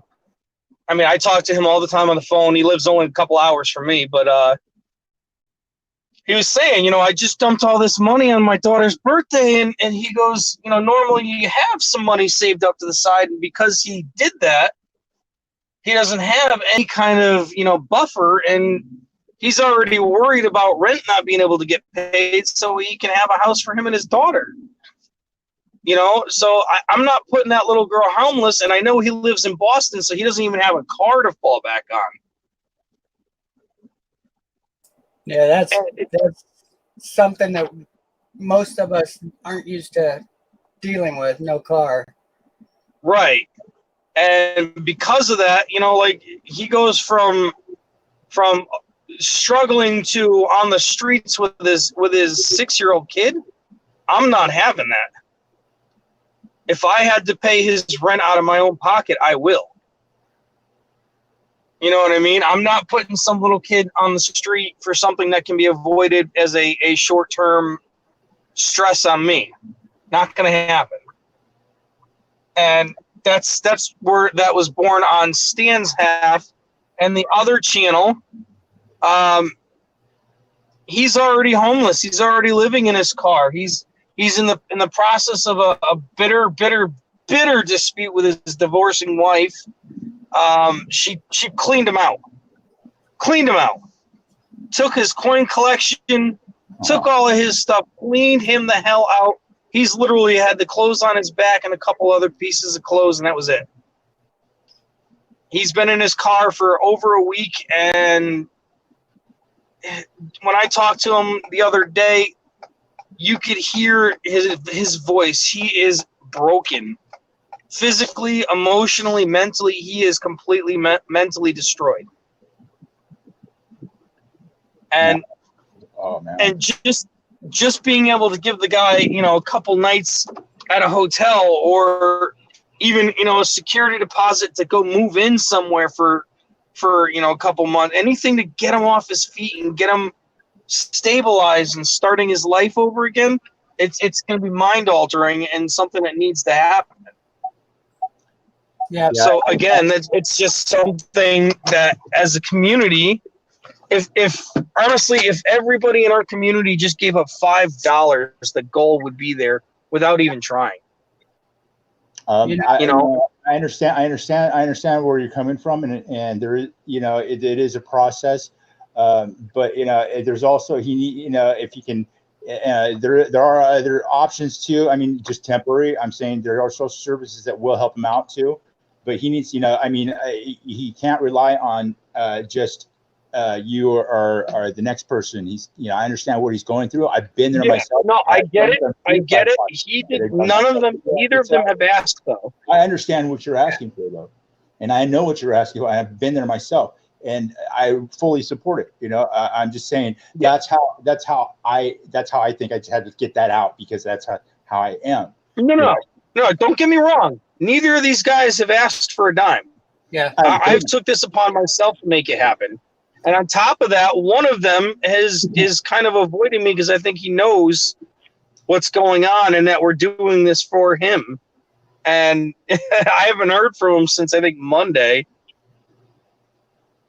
Yeah, I just sent what little money I could to one of our associates, because he was, all he was doing was driving around and freaking out, and I just said, dude, here, just here's some money, here's what I could do, and get back at me. Don't be a stranger. That's all I asked. Exactly. And the whole point was to just try and get him stabilized again, and you're like, here's your head start. Time for starting your whole new chapter of your life. Let's go. The worst part was talking to him all night long one day. Well, I did it twice, to watch him keep looking over his back, because he's in a horrible area to be parked, has to watch his back the full time he's there, can't get any sleep, and then start another day. Oh, breaks my heart. Yeah, that's last person that would ask for help, and you're going to have a hard time getting him to accept it. I just hope we can get him to do that. Realize that, we're all here to help people. Doesn't matter your situation. We've all had it. Yeah. I know he's being a proud man, but I think with the conversation, I mean, you were there, Rich. I think with the conversation with me, sharing a lot of my bumpy and horrible background, it earned a lot of respect with him, and hopefully it built enough of a trust for him, to sit there and for me to go, dude, trust me, I know where you're at. You need this. You know what I mean? Yep. I'm hoping that's why I gave all that personal information out. I normally wouldn't, but if that's what it takes for somebody to get that confidence to realize and accept, is like, wow, this guy really knows what kind of shit this is, and he's been there, then that's what I'm going to do. Yeah, I told him my story, and I don't share that with anybody. My wife left me because I got cancer. Who does exactly? That? And then she was the judge's secretary in my court case against her for divorce. She got off her desk and came down and sat next to me. It's like, who does that? It's just, so. My phone is going nuts, guys. I've gotten 5 emails since I've started this call. Well, this is insane. It's insane. I just had Stormy trying to call me via Hangouts. It doesn't seem to end. It's crazy. There's so much going on, but you know what? I understand everybody's excitement trying to get it going, and it's built up into such a freight train that it's the momentum can only keep going, and that's truly the goal. Yeah. Put this big monster pool together, because God forbid somebody like AU Rebel, in his situation where he passed away, I'd love for the committee, whoever it is, to sit there and say, give that family 20 grand, cover their funeral, cover everything. Yeah, I'd love to get to that point. People don't plan for that, and it always hurts the families. Well, exactly. Next month, we'll have more people helping you out, taking some of the responsibilities for you, so you can get. I've already got it done, dude. I'm delegating the shit out of that this time. Good. Yeah. I know. I've got oldies and goodies. With his health concerns, he's home all day. He said, next time just send me the pictures. I'll put together all your editing and this and that. I'll take care of that part for you. He goes, as far as the scheduling and stuff, he goes, he's like, you killed it. And I was like, you know what? I'm going to spread it out a little bit. Hopefully, once this is done, all the naysayers who had their doubts will, confidently go, This is on the up and up. This is legit, and it'll grow, and that's really the name of the game. Yeah. I just want to make that difference. And the thing is, and I see it all the time, and it kind of bugs me because I'm a very humble person. Being in the military, being a veteran, and you hear everybody, oh, thank you for your service. I was doing my job. I don't like being thanked for it because that's how I look at it. I mean, I grew up as a military brat, and I heard it my whole life. My grandparents, I think I'm a 7th generation, some ridiculous number for a vet.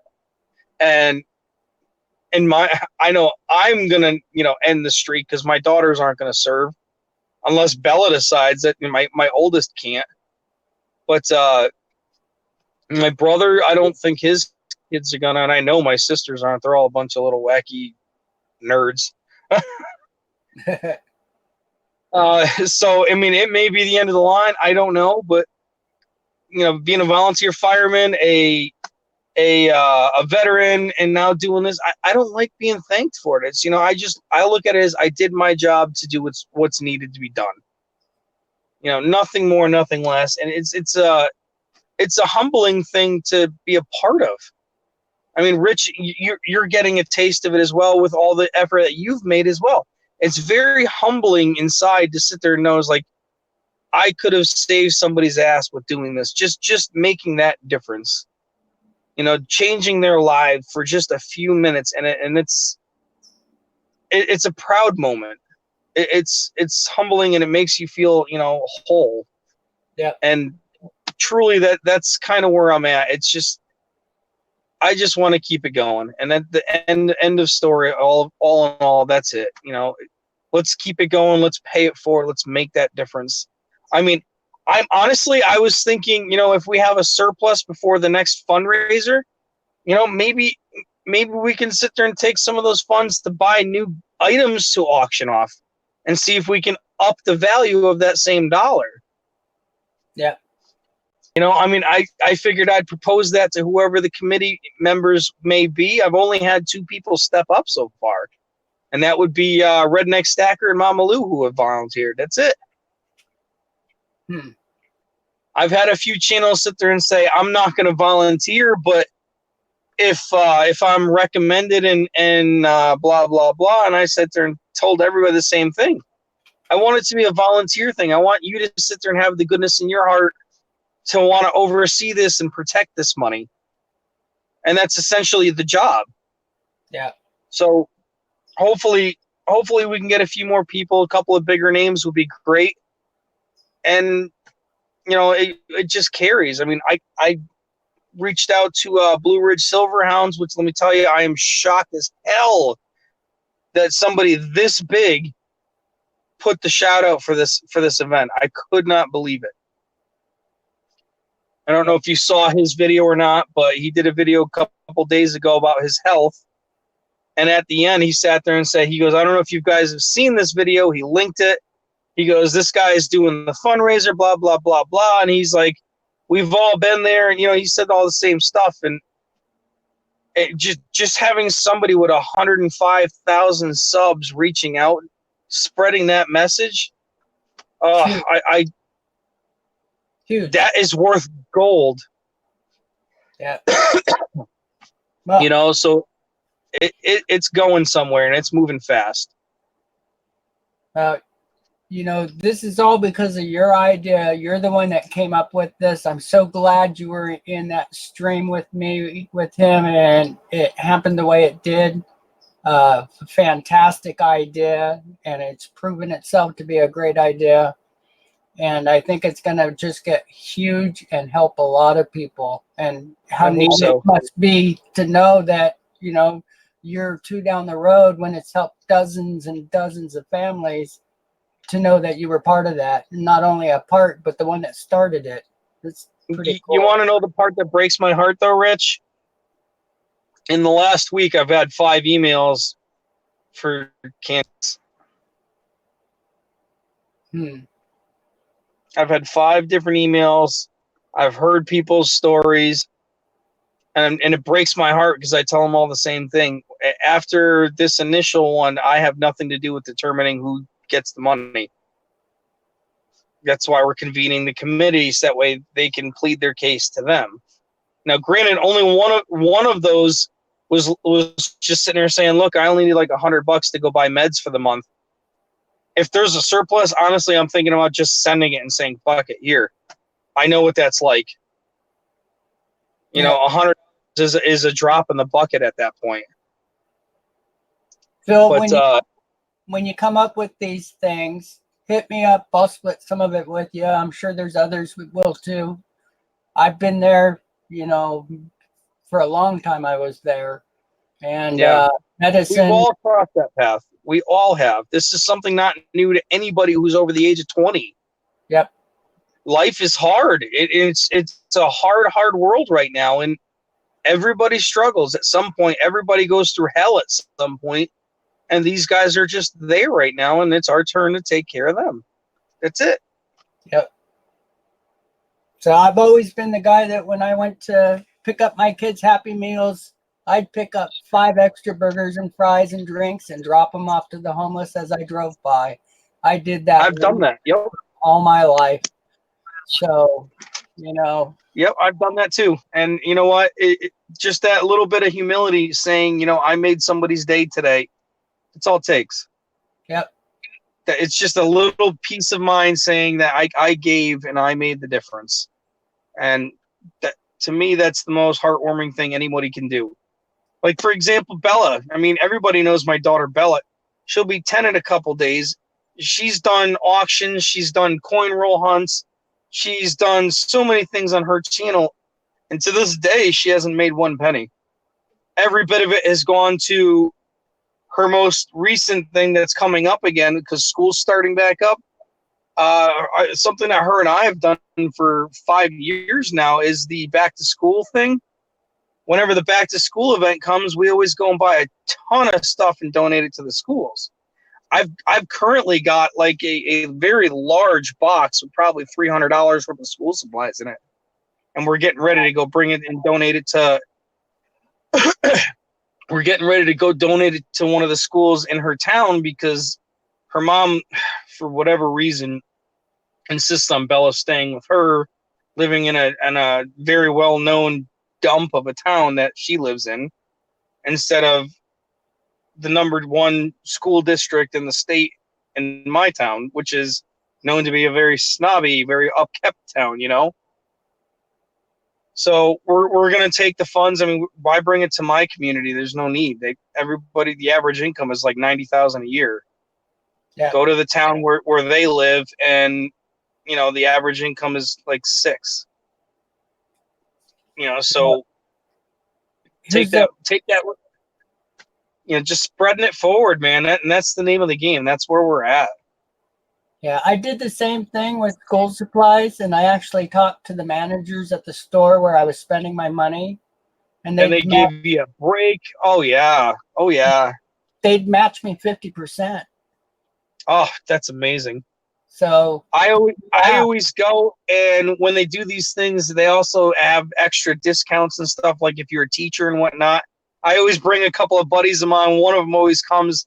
They're licensed teachers, and it's like, here, teachers discount, and the managers will be like, oh, employee discount on top of that. Oh, we're gonna throw in this. Here, we're just gonna write all this stuff off and give it to you. And it waterfalls, and it's just that making a difference feeling that everybody loves to do. Yeah.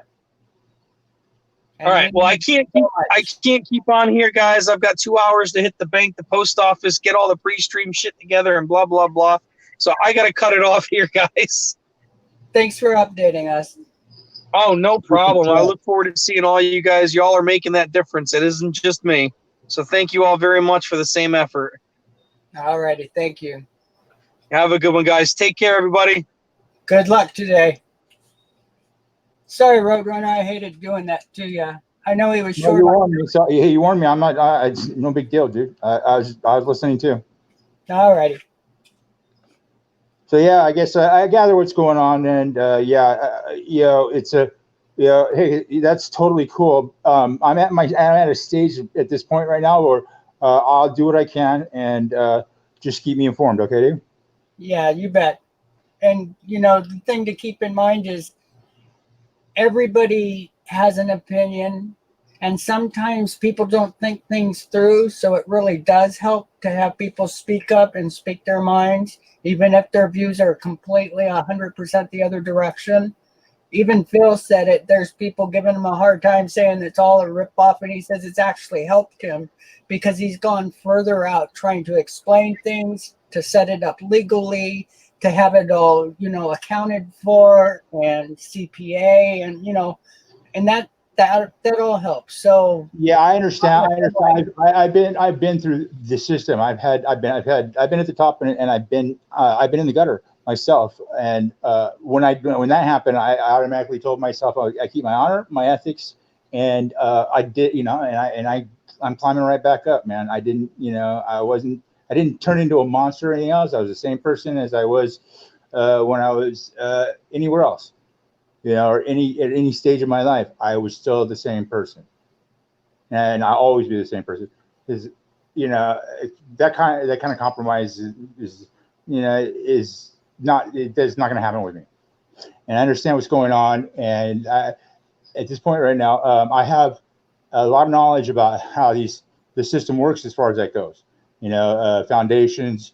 I have ideas. Hey, if you want, since we're all coin collectors, whatever. You could have people donate slabs, and those will go quickly because they're already attributed and have a set value. People donate slabs, and those will go quickly and go towards the foundation or for better, coins. That's what that's kind of how I look at things. If you want to make something better, do what you're good at. Yep, and that's what I always tell people: do what you know. So I mean, I'm the kind of guy who could be a salesman, but not act like a car salesman. I'm upfront. So that's and I've always, been that way. So, I've been successful at doing that kind of stuff, but I just don't like being a salesman. And it sucks. Yeah. Well, because you're for the next person, those guys piss you off.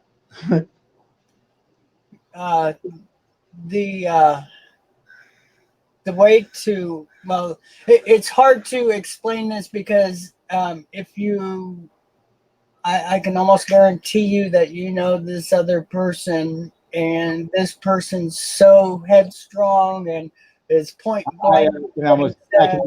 I do, but at this point right now, it's at this stage right now, it's not.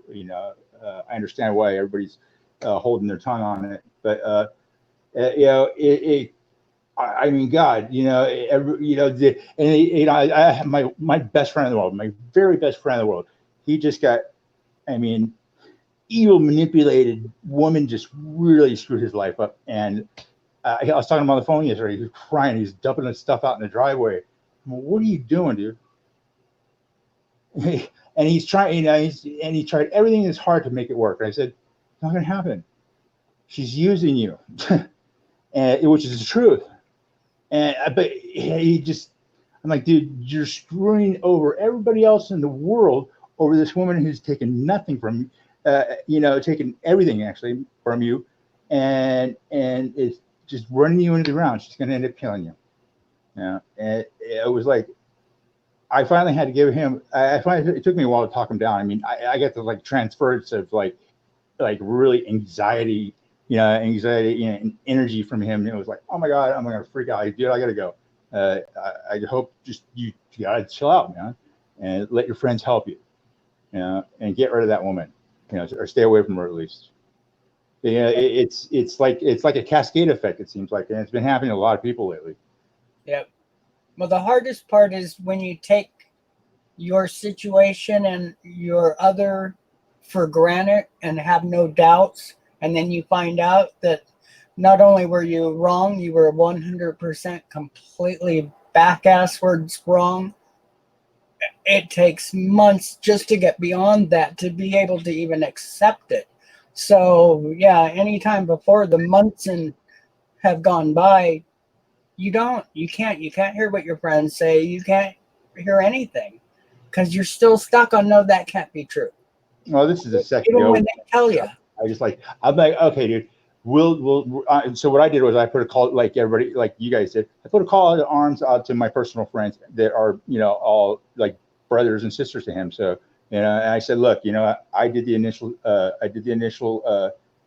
talk to him. Everybody's got to come down and help him, because if we don't, then it's gonna, we won't come back from it. Nope. No, and that's something that most people don't even think about because they haven't been there. Well, our friends are. I mean, we've been, our group of people, friends, local friends anyway. We're a tight group, but we've kind of spread apart. Everybody's moved out in the world. But I mean, this one, my friend, he has been like the core person. His place was like the place to go to when we were teenagers. His mom was, our second mom, and took care of us when we were out on the streets, or because we were a bunch of misfits. But it was basically him and his family that took us in. And I'm calling on, I'm calling all, cars, man. I'm saying, look, okay, I'm taking, and I want everybody to return that favor right now. And, and I'm not kidding, because this is a time where, he's going to be most vulnerable. And everybody's responding, which is good. That's great. And I believe this is going to happen for you guys too. Yeah. The hardest part is getting them to accept it. And luckily, partway into our conversation that I had, they said, I am starting to see it. And well, they were already saying that, I know I'm going to have to go further and legally take care of things and stuff like that. And that's a start. That's admitting that there's no return, that you need to go forward and everything, and get things legally correct and disconnect yourself from them. And that's the first steps. That's the hard part. No, I'm from that area where I believe you're talking about, and a couple other guys are, and kind of know that we're all at a certain kind of level of hype, and I think maybe we could do some talking for at least the dude to accept it, or at least try to accept in a way where he thinks he's going to pay it back, because that's the only way it's going to happen. But Phil said it really great, and he was listening. I think that it will take true with him. He said, you're more than welcome to pay it back. And if not, pay it forward. That's That's a great way to say it. So, because if he pays it back, it'll go in a fund for others. If he pays it forward, better yet, he's found somebody else to help. And that's a whole nother form of getting yourself rehabilitated and starting to accept the world again. Because, boy, it's tough. It's tough. It's a mental rehab.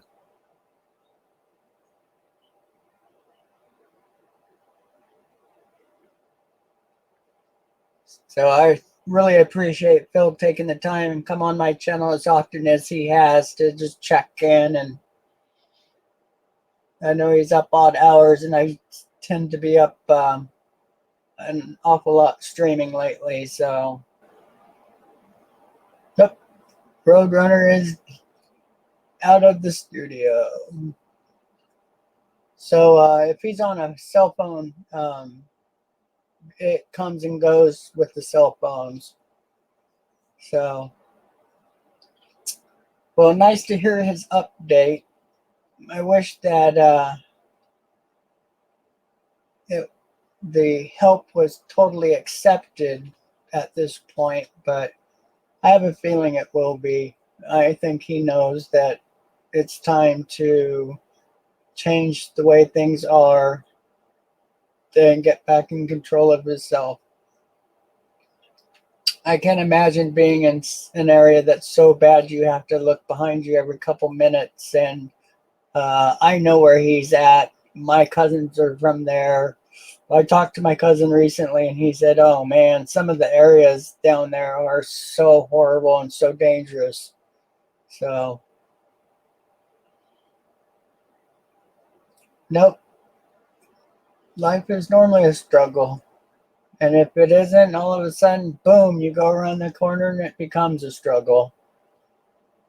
So people in the best of health with the best of diets and lifestyles have major strokes and brain aneurysms. And oh my gosh, I have so many in the family that have gone through those too. And so many big time diseases that just prey on us for a lifetime and just make everything hard. It's really sad. And I think that's why some of these hobbies are so nice, because we can really devote a lot of time and concentration on something that has nothing to do with us. I know I get lost in my coins really easy. I can go for days and not know what's happening outside my door. So not a good thing when you have 10 grandkids out there, but but you understand what I'm saying.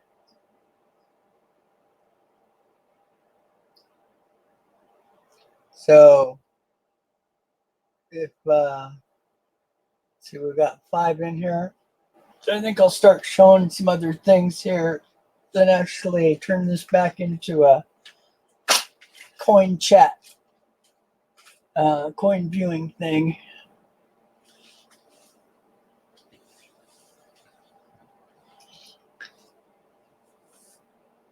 So thank you, Rhonda, for making me aware I wasn't sending him the link. I thought you meant put his link up, but I'm glad you were paying attention.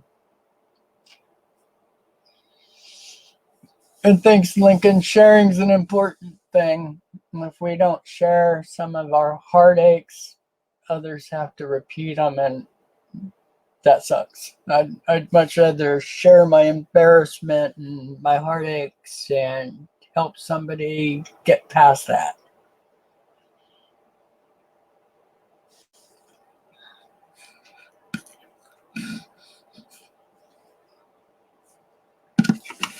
So it's funny, I had my coin collection, well, a very small percentage of it, but some of my better pieces, all very well organized, all labeled, all put in proper places in reach of where I do my work and from my bed. And just because I have streamed for the last 8 or 9 days or 10 days, whatever it is, I don't think I can find a single coin that I'm looking for if I try to look for it, because I've got everything so spread out.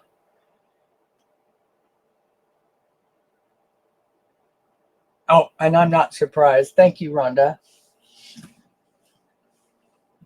I always try to watch for you to say bye to people, Rhonda, so I can say bye if I'm paying enough attention. I know he's a busy person today. Well, he's a busy person every day. 34 different channels that he mods on, and I bet he mods on probably every one of them at least once a week, and probably more than a dozen a day. So he is a busy guy, and I'm glad. I'm glad that he's able to do that. It's really frustrating when our bodies hold us back from being able to do the most basic of things. And I know that a lot of us struggle with that. And it's very frustrating. And I'm glad that so many don't let it control them. It's just like me. Here I've set up as a furniture maker. I struggled to build some of the stuff to give myself a tabletop desk that's at my bed, over my bed. I'm able to use a tabletop that is about 5 feet long by 3 feet wide, and I can reach 90% of it, and I have a special stick to help me reach the other percent. I have rolling drawers that come out of my cabinets that I can roll right up to my bed. I even have some pulley systems to help me pull them to my bed when they're too heavy to to drag, and I'm unable to lift certain ways, and yeah, so we do what we can. So give me a minute to clear my little table here, and I'll start showing some more stuff. So I'm glad he checked in. I was really worried that he was going to be just completely zombied, but he sounded pretty good. I think because of his military training, he went through all that stuff of forcing your body to go well beyond, and I have a small clue of that, but never militarily trained, so I'm sure he's got a lot of things to help him out in those situations.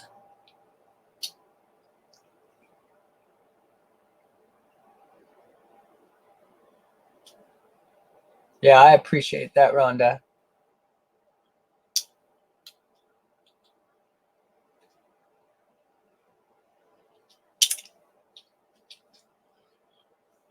So, and when you do your streams, you should send me a message and let me know, so I can come mod for you. I certainly wouldn't care, and happy to help. I sure appreciate your help.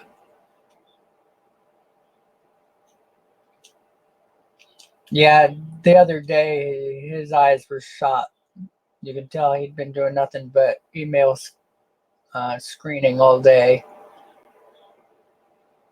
So, and that's why I told him, if there's anything I could do to help as far as that goes, or the videos goes, that's what I'm set up for. I have a great computer for doing that. So, and I explained it to him.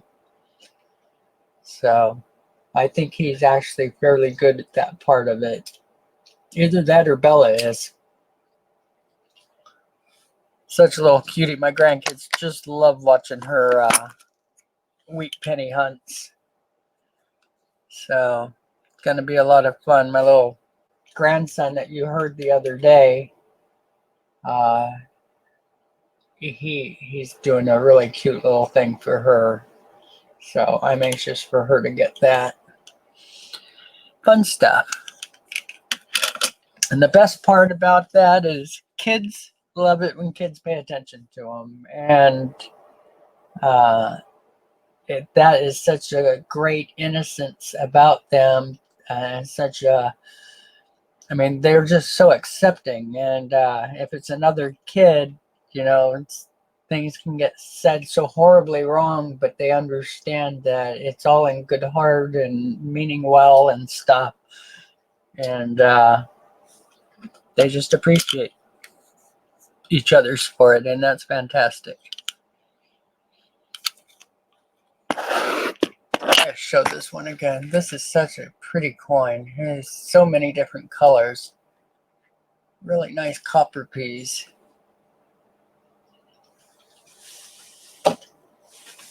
Alrighty. See if I get it. Oh, there we go. I have so much fun with my world coins. I need to start sharing that stuff.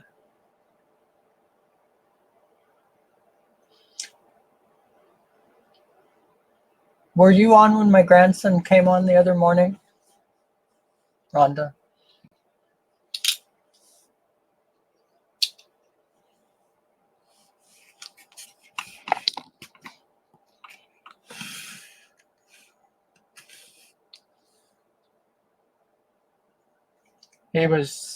He's got the biggest dimples around. The little kid is so funny. They don't show unless you embarrass him really, really hard, or if you talk girls to him, they pop out in a heartbeat. It's so funny.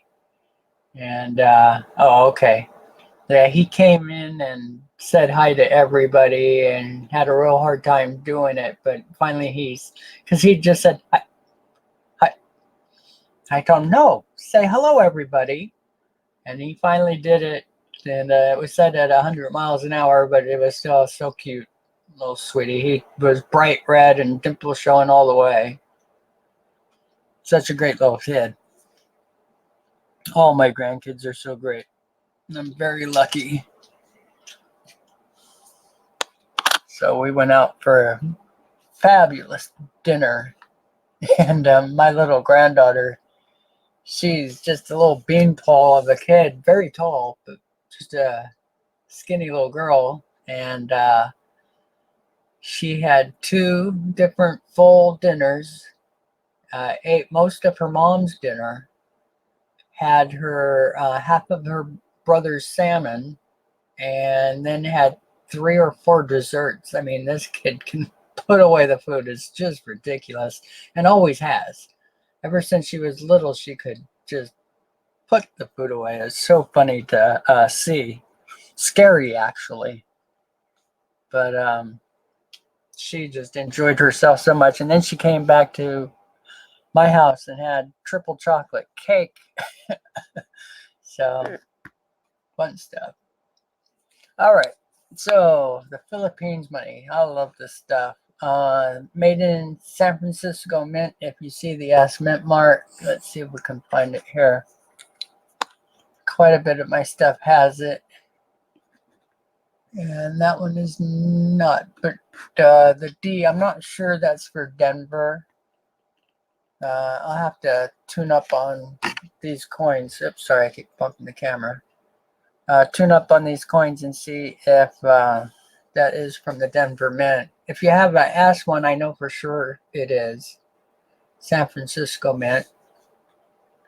And right now, if you find any of the Philippines money and it's reasonable, pick it up.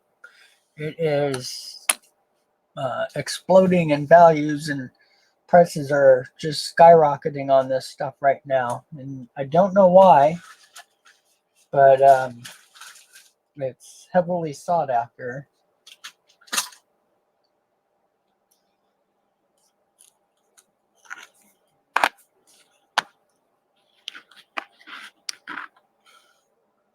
All right.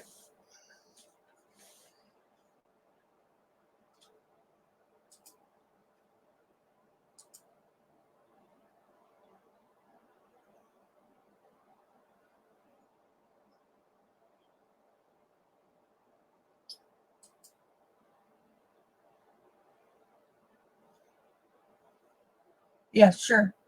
Just a second.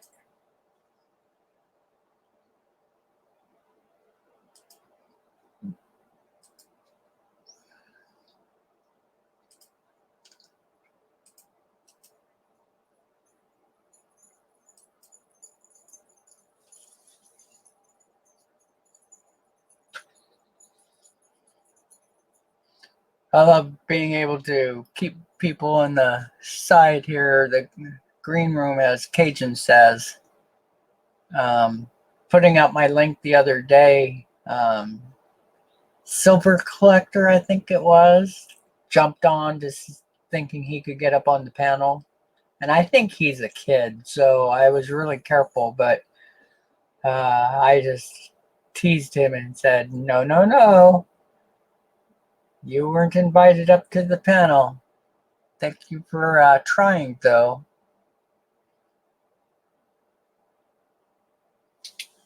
Out of focus.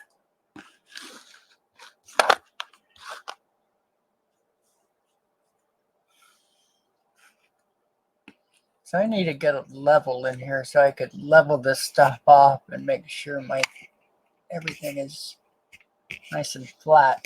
I think that's my big issue.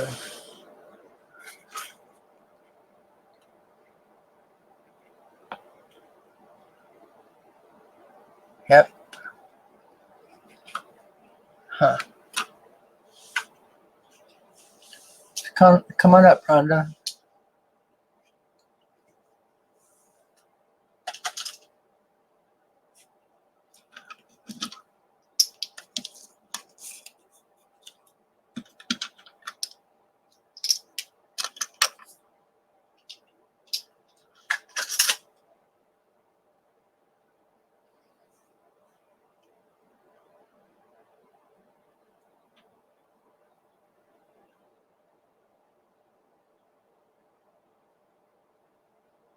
So anybody have any suggestions?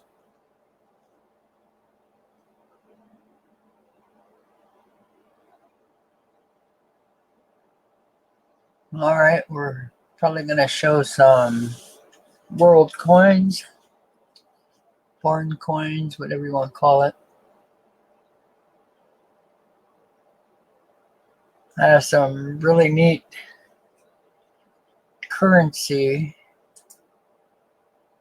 Rhonda, it says devices.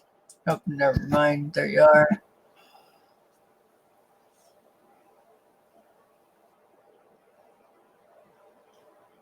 Yeah, it says devices not connected. You need a microphone.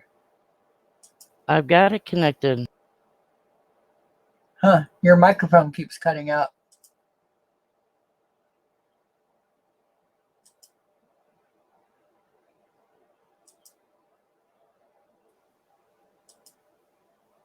Hello? Can you hear me now? Yep. Hello? Can you hear me now? And no echo so Okay. far. I wonder why when I start my cam, it mutes me.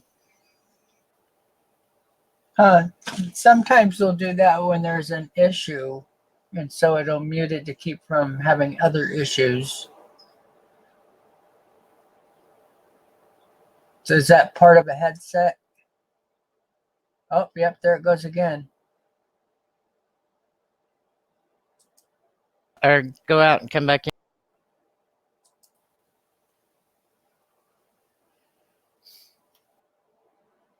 Nope. Okay, maybe Ronald is not going to join us right now.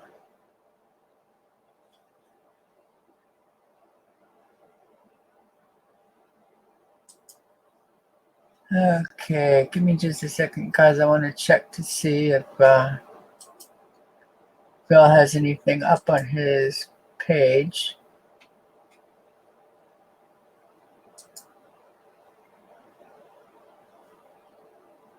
Must have really booted you out, Rhonda. Sorry about that.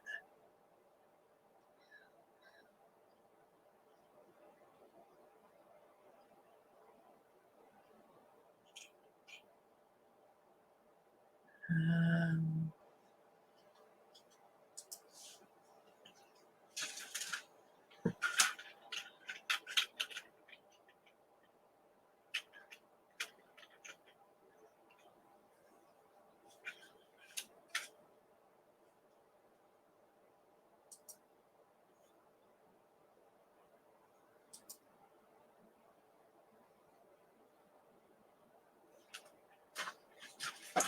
So if you're not aware, we have a benefit auction going on today.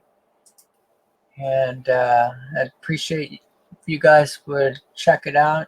It's Phil from BellasdadakaPhil. He did a main video here you can check out.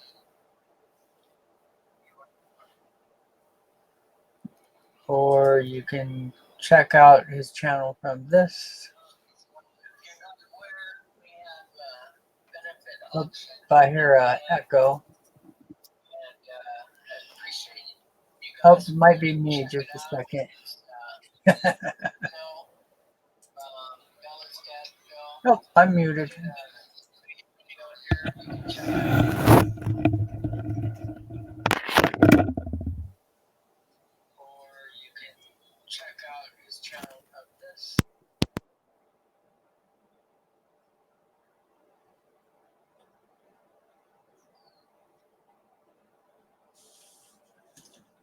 Are you there?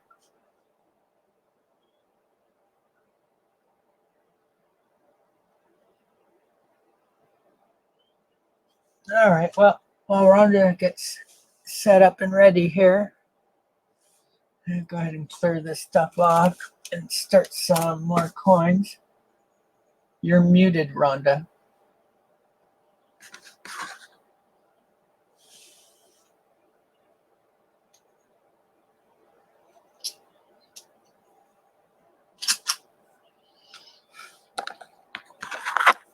Boy, I felt all righty. I felt so bad for muting Roadrunner.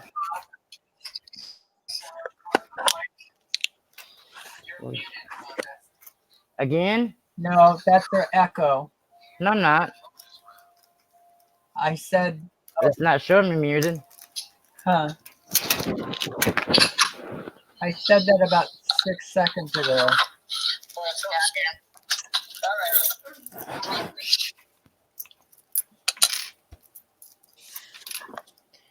So, they suggest to use earphones so the echo doesn't happen. Strange that you still get echoes.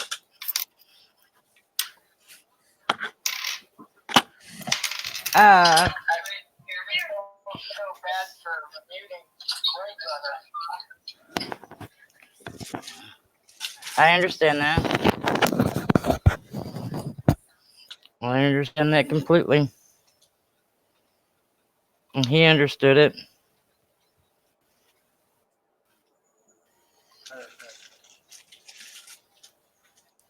AMER.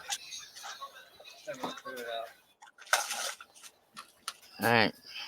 Now my phone's gonna buffer.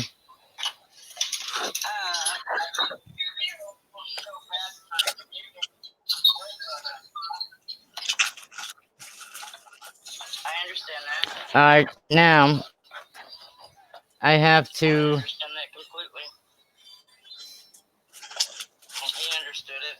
Alright.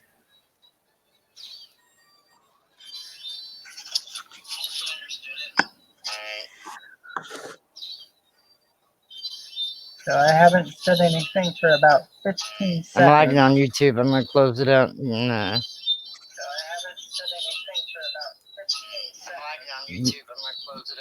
I'm just hearing what I said a while ago. That's why I know I'm lagging. Refresh and open it back up. So for everybody who Like thinks that. it's easy, unfortunately there's a lot to it. It took me a long time to be able to stream properly.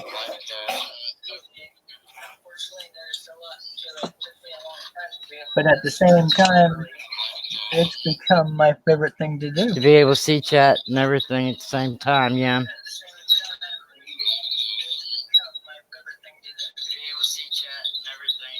Oh man, how did I get rid of the echo the other day? You shut off YouTube completely, I thought.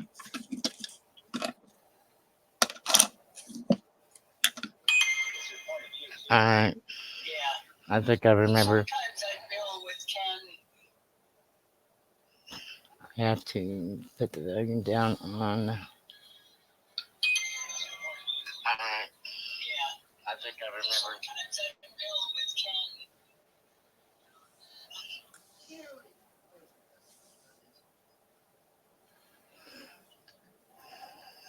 So the one thing you guys... Now, how do I turn the volume up on StreamYard so I can hear you? The phone's buffering. I've never had to mess with the volume, so I'm not sure. I know you don't have an option anywhere, and I don't see it in settings or anything. Do you have a volume on your headset?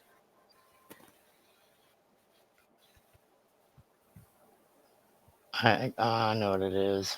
Never mind. Blonde moment. I'm not a blonde. No offense. Turn my volume up on StreamYard and mute YouTube.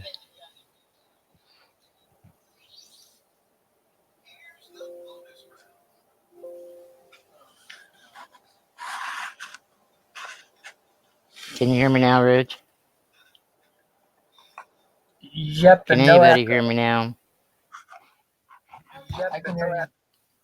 Right, exactly. I got to remember, I need to write me a note how to do this to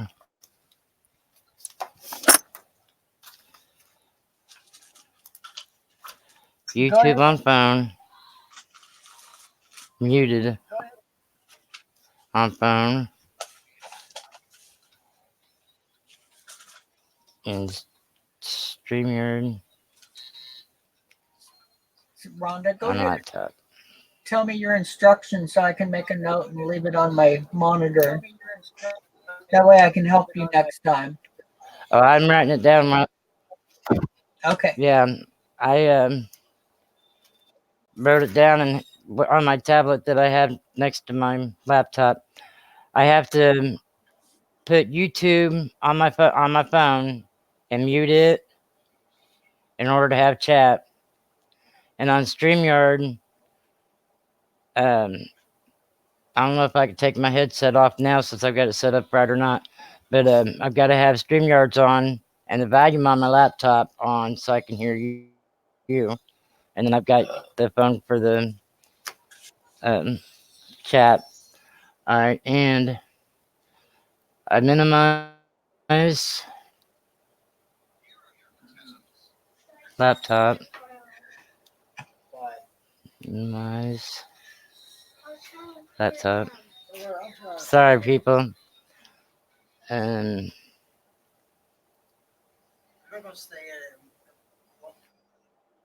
then I bring up share screen.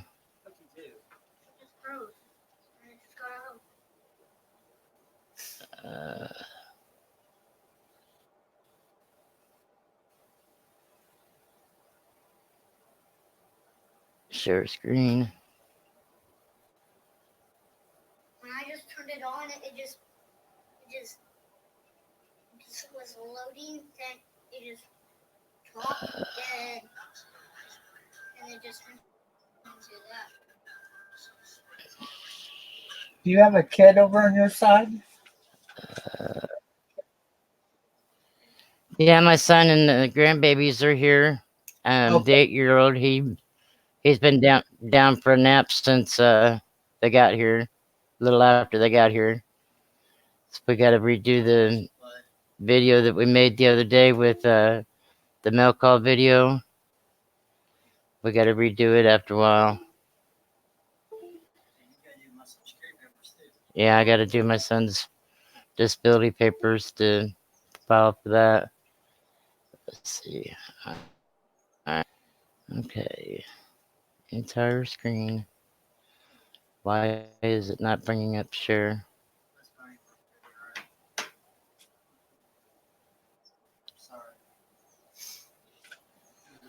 I have to get him set up just right for it to Share let the me share. screen is normally for when, like I showed Phil's video, I had to share the screen.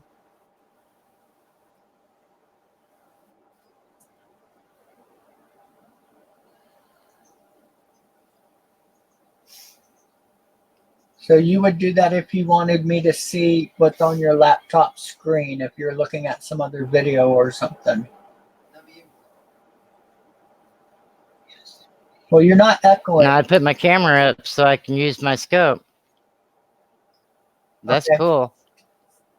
That is good because I don't hear that first night.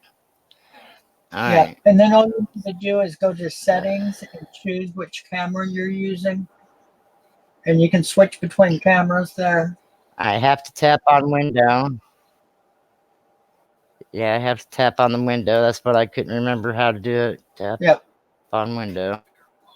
I wish they were more obvious than And then that because they share. don't tell you to click one. No, it has 3 different things that tap it as your entire screen, application window, or Chrome window. And you tap on it and then you just still sit there and it's like, well, what am I supposed to do next? Share audio, yeah, but what else? It doesn't say. All See, right. and I don't get that Pre-tip, option be for careful verbal. sharing screen audio. It's got me a pre-tip or pro tip. Be careful sharing screen audio. Okay. Other participants will hear themselves. You're sharing Rhonda? everything you hear, including their voice. Yeah. I Turn got that your- off. No, I've got your camera up now. You just need to Yeah. maximize the window of your camera. Yeah. Hang on a minute. I've got this thing that popped up on the StreamYards that says I need to turn off the share audio. or otherwise we'll hear echo. Oh, there you go. But I've got to figure out where it's at. You want me to shut it off or shut down that window so you have to restart it, or you want to just try to find it first? I can mute that one. So I just muted your other one. Okay, as long as you can mute it, you don't. Yeah, it should be fine. That'll work. All right. StreamYard is sharing your screen audio. All right. I took off the audio share, so we ought to be all right. Okay. Now, I know I have a couple of them that you have. Probably not in the same shape. Have we still got anybody in with us? I mean, I'm showing 4 on my phone, but okay. I got this little bitty thing that's smaller than a dime. You got one of these? Get the focus here.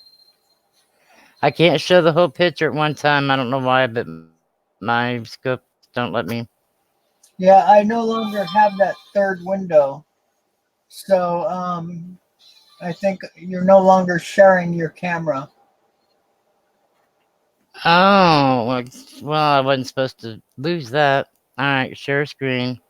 Hello, little Share grandson. screen. Who is it? I was just saying hi. Oh, they're saying hi to you. Yeah, that's Ray. Say hi, Ray. Hi. Hey, how you doing? He says hi. Rich wants to know how you're doing. Good. Good. Okay, now we sharing Yep, I see it. the screen. Yep, it's up. Okay. All right. So I'll give you the All right. Here we go. full screen. Well, I want you to match me. I want you to show yours off too. Oh, okay. But you said you didn't have this one? I'm not sure. I'm only seeing a fourth of it. Yeah, it's the Oh, it's a microscope. Boliviar. Uh-huh. It's littler than a dime. Liver. Oh, it's a Libertad. I can't. Libertador. I'll be darned. Yeah, something like that. I've got TMJ in my jaws, and that's why they pulled all my teeth out when I was in my 20s. So I didn't get lockjaw. All right, this says 25 on the back. 25 centimos. Yeah. In 1978. These are the world coins that I got in a $10 pack from It's Me Brian for him, and Bill 457 put me in the big pack giveaway, and he went ahead and gave me the $10 donation pack. Cool. Yeah, let me whenever you donate, whether you win or lose. That's cool. I like the channels that are giving more. Let me dump mine out here, and I know I think I have the larger denomination of that one. Centenos? I'm pretty sure I do too.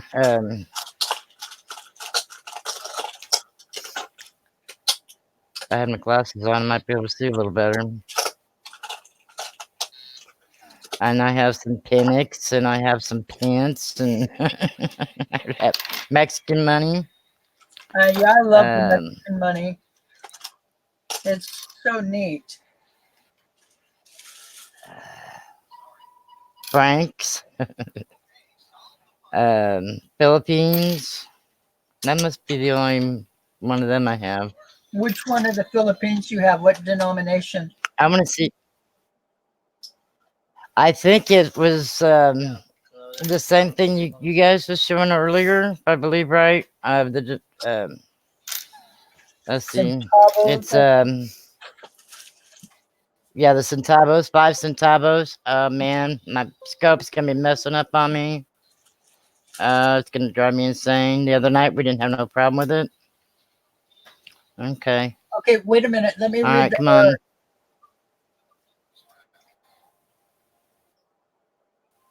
Okay, what it's telling you, Rhonda, is that another app is trying to use it as well. So chances are the camera is thinking that it's being used as a web stream camera and a microscope camera or a secondary. So that might be the issue. Pay attention to the last part of these code Right. that they give. Camera reserved by another app. A lot of times it'll give you a really good hint as to why. And sometimes you have to see 3 or 4. Yeah, I understand what you're saying. Yeah. Sometimes you have to see. I'm gonna close it out. I'm gonna start it up. The other night we didn't have no trouble with it, did we? Nope. Uh Sometimes you have to see 3 or 4 of those errors before you find out enough information to take care of it. Oh, honey, trust me, I know. I have now. Now it's bringing up over here to the side. USB device not recognized. The last USB device you connected to this computer malfunctioned, and Windows does not recognize it. Windows Explorer. Yeah. And see, if I was there at I mean, your I went house, as far as yeah, go ahead. if I was there at your house, I could actually go into your directory, into the the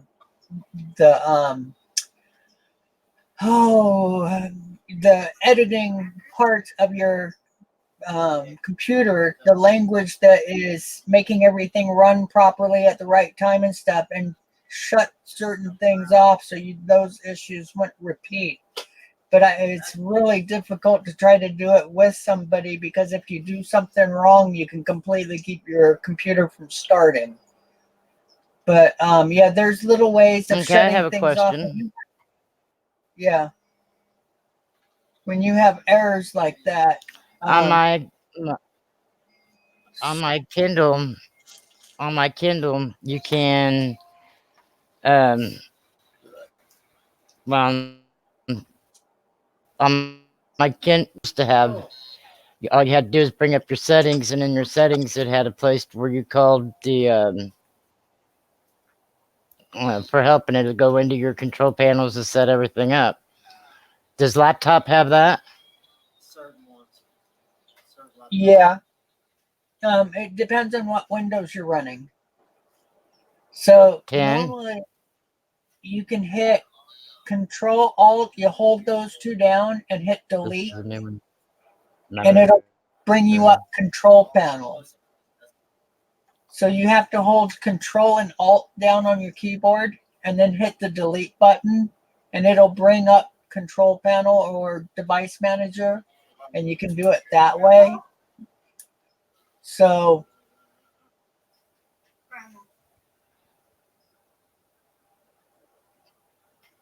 Why are you bringing up StreamYards on my phone? Oh man. StreamYard mobile support is experimental. If you have any issues, try using a laptop, desktop. Let us know what happened at StreamYard.com contact. I didn't even have StreamYard on the phone. I had the YouTube on the phone. oh, I'll be darned. StreamYard.com wants to use your camera and microphone. Okay, allow. Maybe I could do it through my phone then. Allow take pictures and record video. Allow.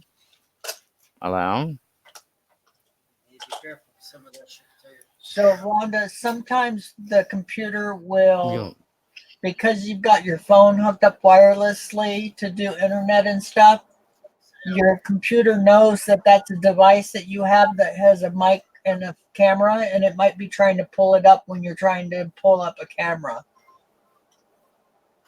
And it also knows what programs you're using. Yeah, that's what I just figured out too. But I went ahead and closed. I went ahead and closed out StreamYards over there on my phone. All right.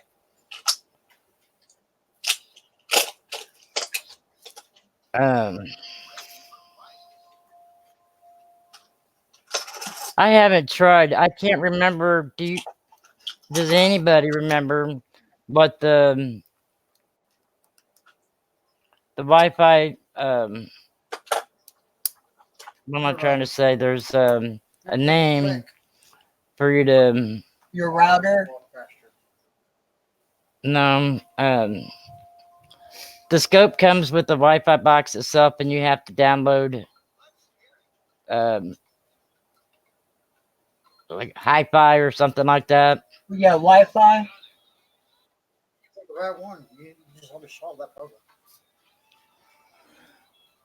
The only way the scope will work on a phone is if you download the app to hook up the Wi-Fi box that comes with the scope.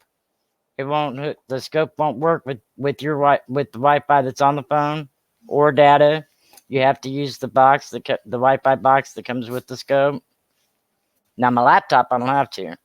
Right. And if your scope is hooked up to your laptop, it'll bypass all that and try to connect to your phone if you want it to. See, what they're telling you is Now you just lost me. yeah, the microscope. I've never had it hooked up to my phone. Right. And the microscope won't connect by itself. You have to have a laptop or computer in between. So I know that that might be what you're having issues with. Sometimes the computer's trying to help you out. So when it sees that you have another option for a camera and you just had an issue and one shut down, it'll try to open the other camera. So that might be why it was trying to send stuff to your phone.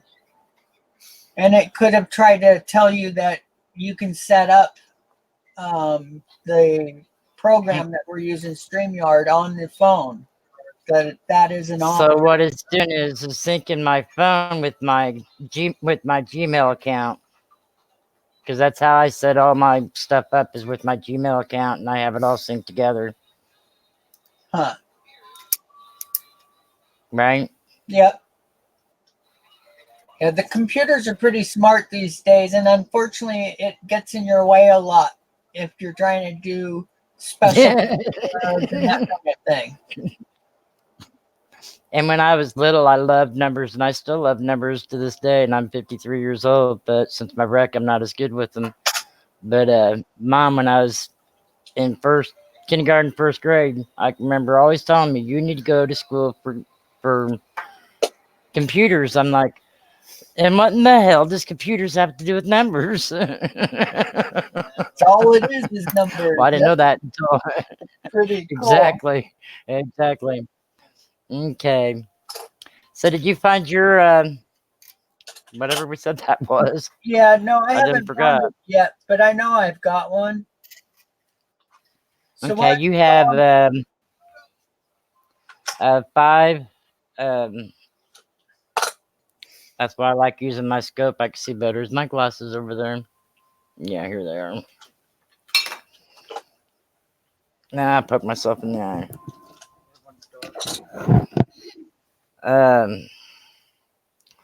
5 Centenos. Mine's a 1960. Let's see if it'll focus on it. I think that's what mine is too. Yeah, I recognize that one.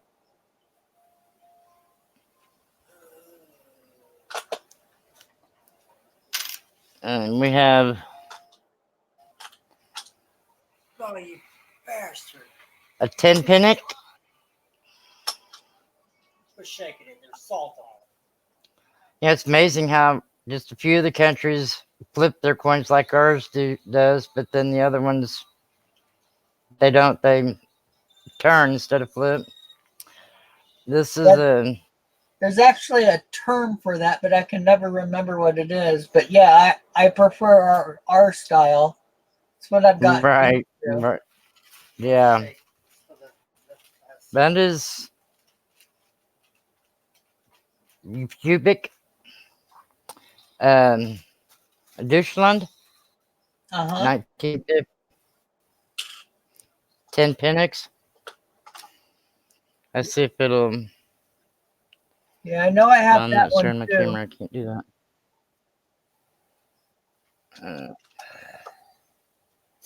I can't tell if it's coming in. I got my glasses on. I can't see that far with them on.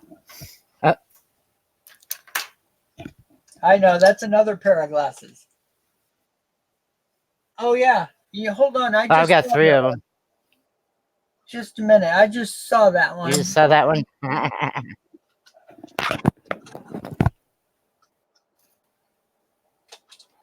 I'm gonna plug this into the phone and see if it'll let me share to the phone. Yeah, because your phone Because that's camera what will it's be trying better to do, it for looks like. close-ups. What kind of phone do you have again? Yeah, I'm on. But I can. I'm not for sure. My son just got them for us. They're through the Verizon and their contract. I'm not for sure. It's a Samsung. Samsung. Okay. I'm not. It's Samsung Galaxy. Galaxy. It's an Oh, Android. perfect. Yeah, I don't like. All right. The light is coming on with my scope when I've got it plugged in. Let's see if it's gonna share screen.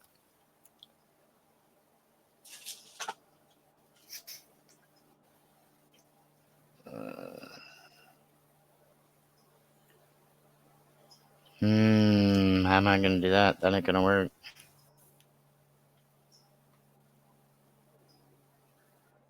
You should just try the way you did it That ain't gonna yesterday work. or the other day, because it worked pretty good, and we almost had it just now. Okay. Yeah. What port did I have it? I had it in this port over here. I had it over here, but the other night I had it over on this side. You should repeat the And we thing didn't that have no worked trouble with it on this originally. side. The ports do matter. Yeah. Oh, they work for a while, and then they'll start bouncing in and out, and then it'll start setting you ears. Then you plug it into another one, and it just gets nerve wracking. And I was ready to throw everything out the window the other night. Yeah, it's frustrating when you know what it's capable of, Yeah, but it's can't very. get through it. And I could sit there and sit on for hours and be on just be on a stream and not touch it. And the minute I get off the stream and I just barely touch that scope, it's starting to flicker on and off again. Really, really, you're doing this to me. Okay, normally that means Yeah, it that says I am. your cable has an issue or where it plugs into the camera has an issue. That's normally a port issue. Well, honestly, what I believe they dumped this at the pawn shop, and that's why, Yeah. because of the ports, is what I believe. So next time Well, I talked them down a little bit. you're using it and you're done for the day, before you shut it off, Mm. grab your cables and wiggle them and see if you can get it to mess it up. Because Oh yeah, that ain't hard to do at all. okay, then what you might do is buy a new cable for it. They're just a couple dollars and it could totally change this for you. Or the other thing I've done is take like a pencil and I tape them to the plug and to the cable or the wire, so that the last couple inches of the wire before it plugs in is all wrapped with a pencil. You just it's like putting a solid piece on it so it doesn't wiggle, the wire itself. Well, I'll see, what I did is I got the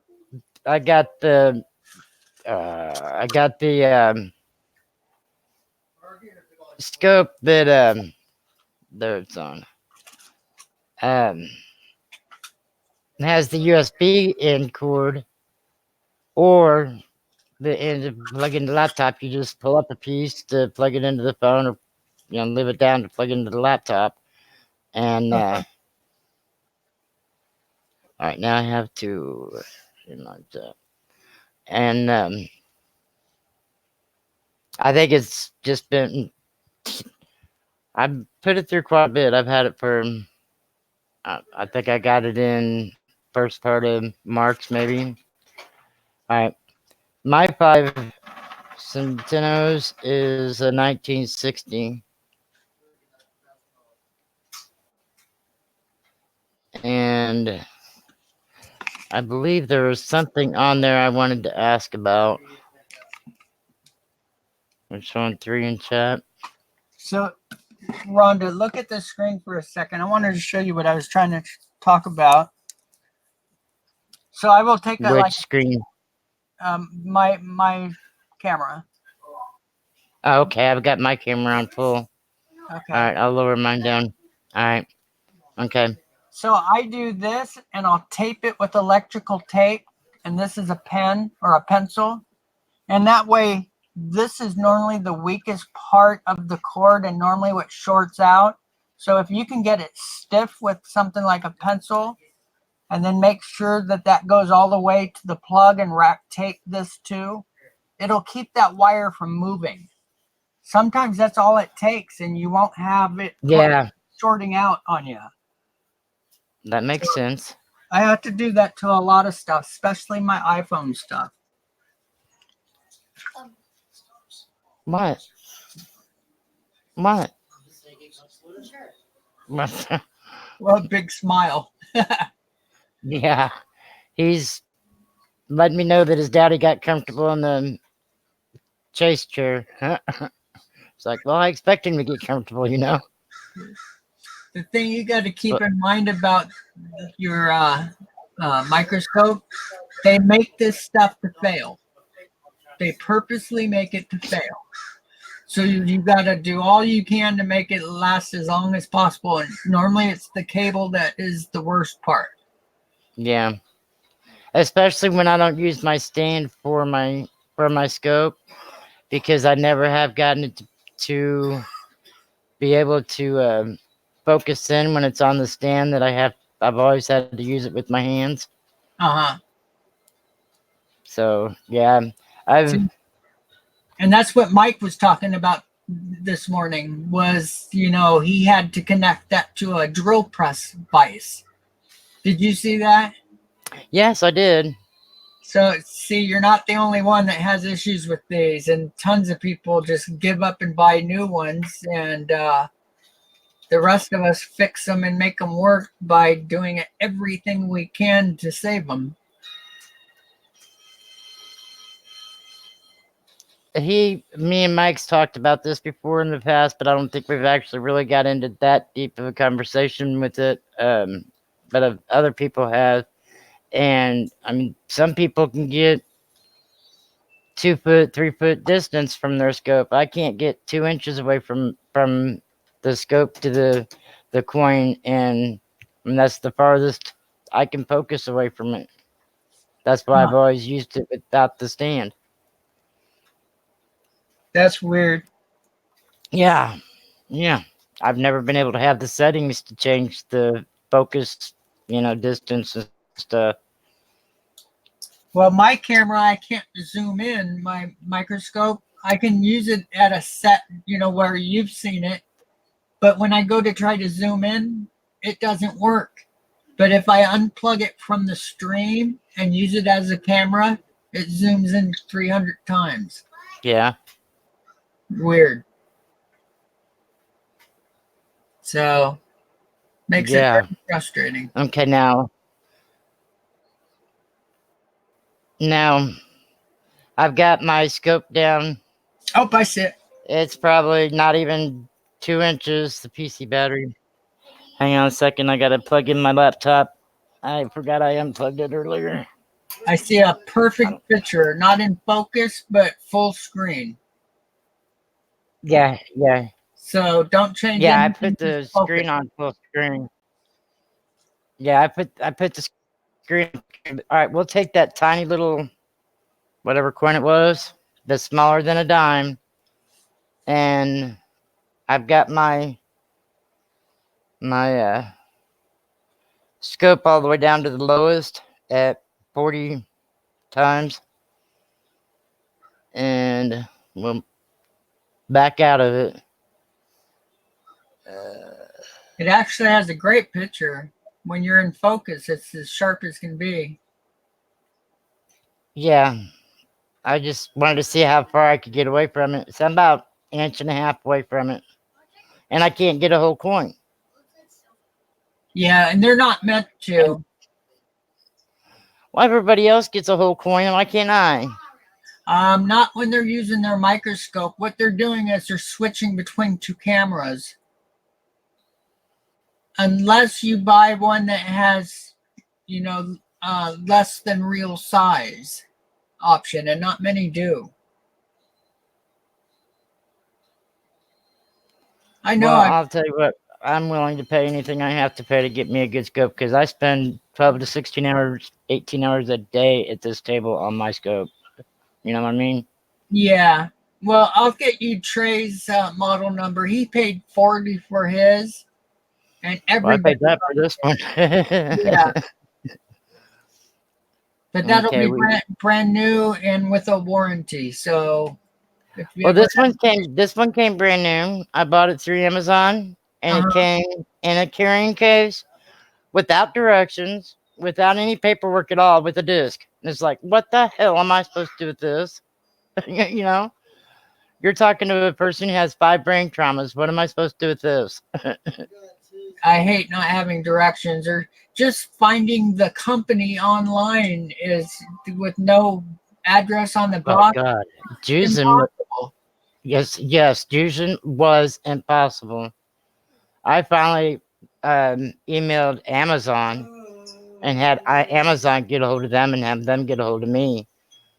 And they told me that without the code that it was giving me on the air that you seen pop up, they can't do nothing for me because it's asking for another driver. And we can't help you unless you can give us that code. Well, I tried to give it to them, but that ain't what we need. Well, I can't remember how to copy and paste, since my wreck. And I can only take in so much at a time. And right now I'm just interested in coins. As long as I can scope my coins, I'm happy. You know what I mean? Yeah. You should make yourself a little pad of instructions for certain things, because copy and paste is something that I use so often. It's got to be frustrating not to have that. Well, a So friend of mine told me the shortcuts on how to do it, and I've written it down, and I've written it down to where I can't even understand how to get to after I copy it. How do I get to it to paste it? yeah, the easiest way is just to right No, click it's not with gonna work your for me, no. mouse. And Yeah, then that's what she said. yeah, you just highlight what you want, and then you put your cursor so it's on that highlight, and then you choose copy, and then you just do the opposite. You go to where you want it to go, and you click, and then you choose the right button, and you say paste. So, I have a See, she told me left button. Maybe that's what wasn't working for me. well, left button is where when you're ready to choose where it goes, you use the left button and you pick where you want it to go, like in a certain folder. And then you right click and say paste. You always have to click where you want it to go, and you have to highlight what you want to copy. But they have some cheater sheets. I'll see if I can find one of them and get to you, so you can just refer to some real simple sheets that have just the basics of the computer processes like that. Yeah, because I understand. I would be very frustrated to not be able to copy and paste. I do it 1,000 times a day. So see, that's really clear. I even see a little dot next to the 6. Yeah. The dent in the 0. And all of the numbers. I was trying to remember what that's called on the RPMs when they're The repunched. yeah, when they're indented like that. I can't remember what they're called now. Well, there's a few things that cause it. That's actually post-mint damage. Okay. And not the one you want to ever see. Right, right, right. Means that somebody else did it, or Is that a die chip at the middle of the E, where the E's in the middle and yep, again? I see it.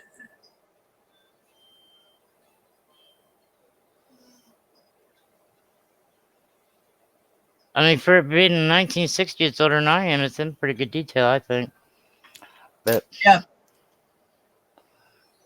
I mean, the detail on the back of it, there's a little bit of damage, but Only on the high points. right, right, where it counts. Yeah. But that's where you expect to see it on a coin this age. So Right, right.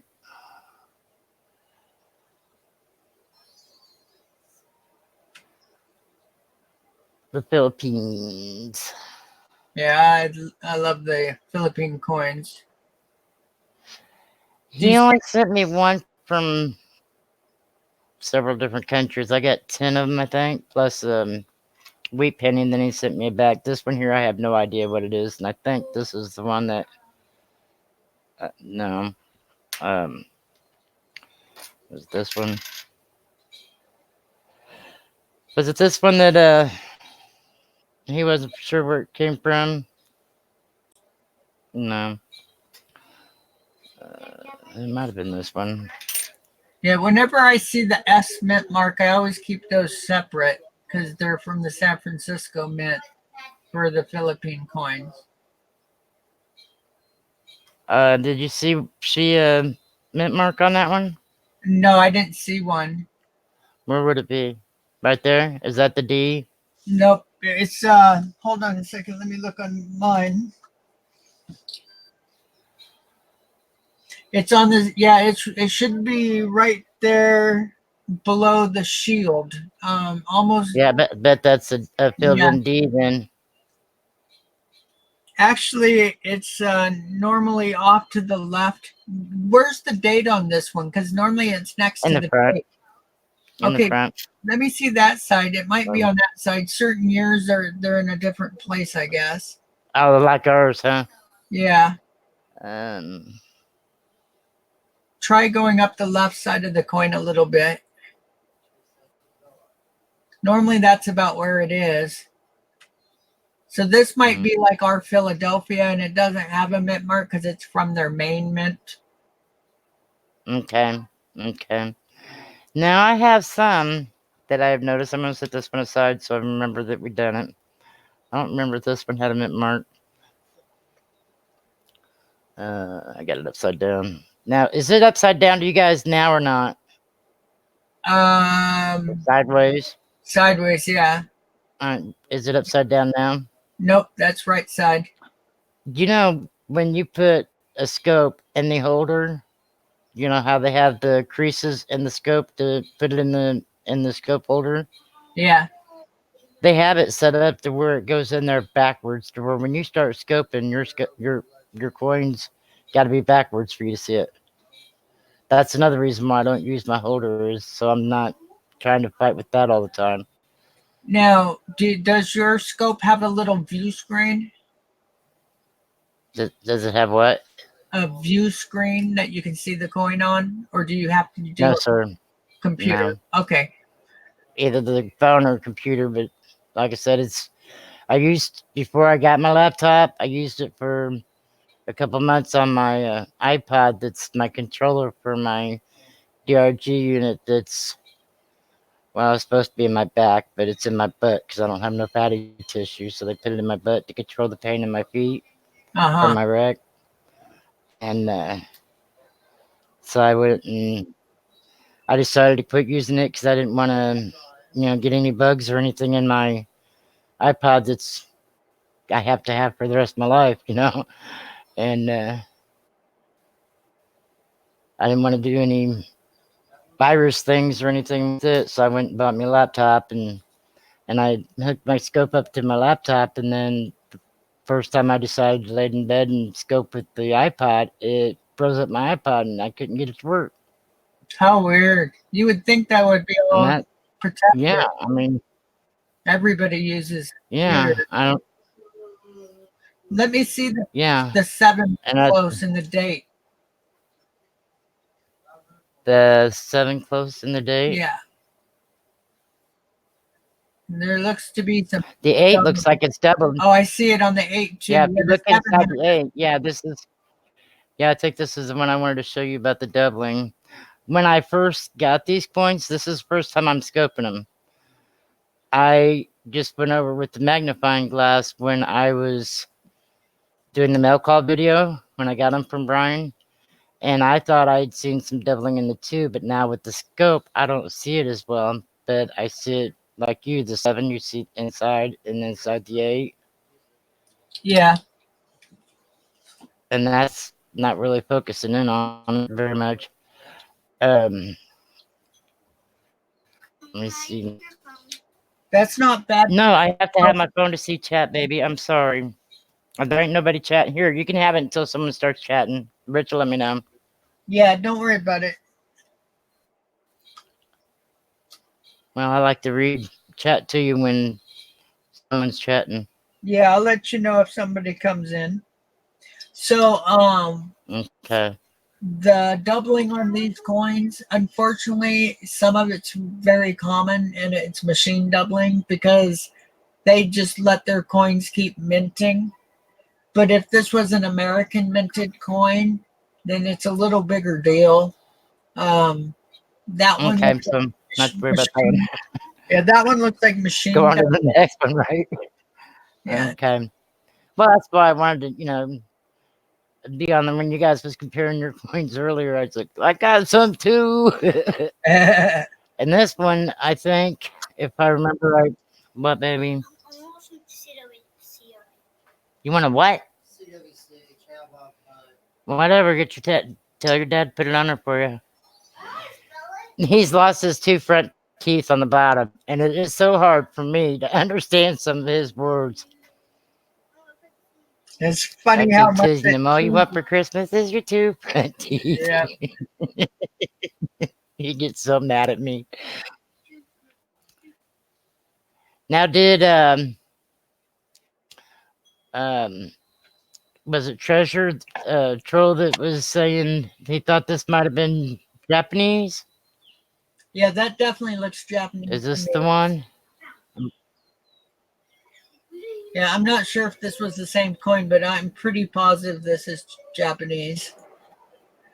It's what I have the most. Well, Oh, I'll show you the reverse. I actually I don't even know which one's reverse or obverse, but yeah. This is a Japanese coin. I recognize that flower button thing on the other side. So I have a few of these. Some of these are actually worth like $30, $40. This one?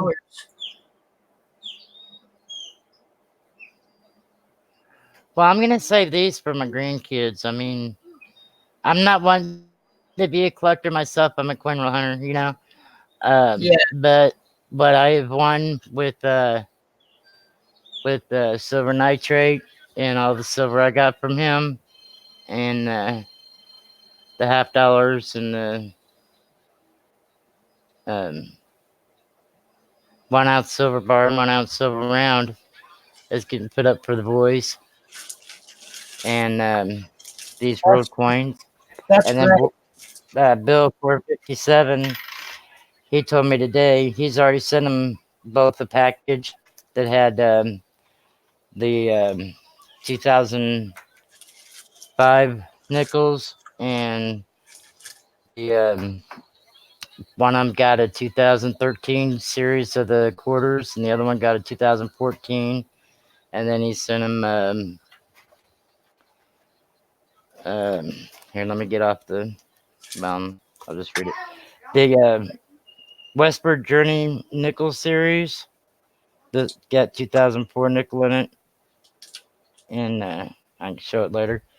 I like Bill that. sent that to him this month, and then he told me today that next month he's gonna send him another package. So I'm gonna put their quarters and their nickels that's just rubbing together in a little Ziploc bag, and I'm gonna put them in the 2x2s and put their names on them, put them up. That's great. Yeah. Estados. Is that Mexican? More than likely, or South American. I think this is the one. Yeah, this is the one that has the snake and the eagle mouth. That's Mexican. Yeah. You guys was showing yours up, and your guys look so pretty and shiny, and here's mine sitting so tall. But Well, I've got them in worse shape than this, so, and I keep those too. what is yours denomination wise? I have almost all the denominations. Yeah, really, it's not in that bad a shape. I mean, it has good detail, don't it? Yeah, it really does. You always look on that eagle. If his ear and eye are missing, then it's heavily worn. This one has really clear. Those head feathers and stuff are nice and clear. If you look above the feathers, behind the eye, what is that? The eye. Yeah. See where that indention's at? It almost looks like the one that's below his eye. Huh. Yeah, I do see And that. if you look at the marks there, can you see my pointer? Yeah.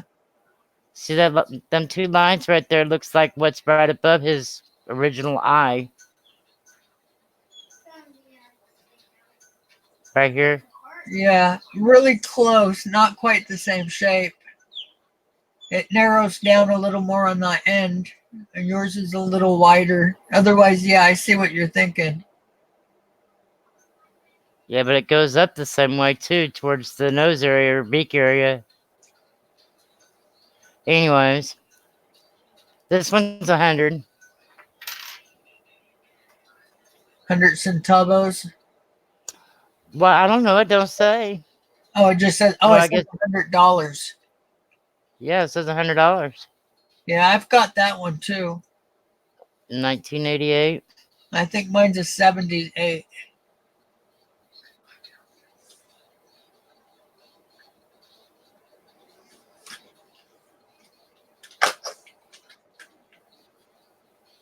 Yeah, that one. And they have two letters for their mint marks.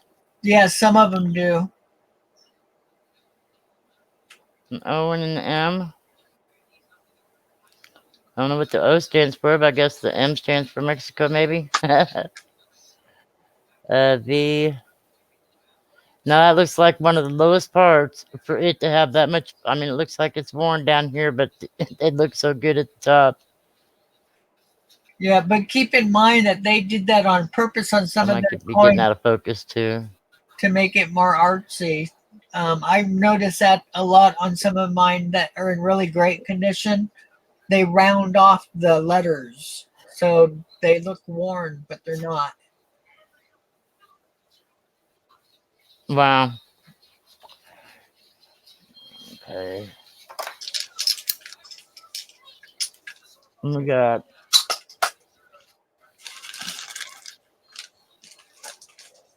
I don't have any idea.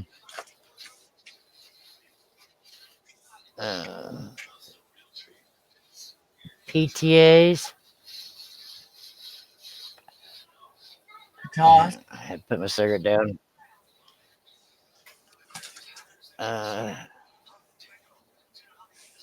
Trying to get it to focus. Did we already look at this one? I don't think so. JD, the 8-year-old, he just loves anything that has a crown on it. And he sees Queen Elizabeth on something and he just goes nuts. How funny. Grandma, it's got a queen on it. This is 5, whatever it is.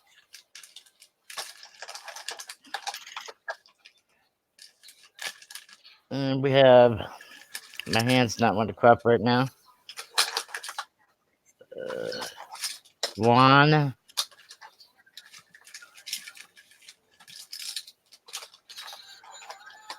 Carlos.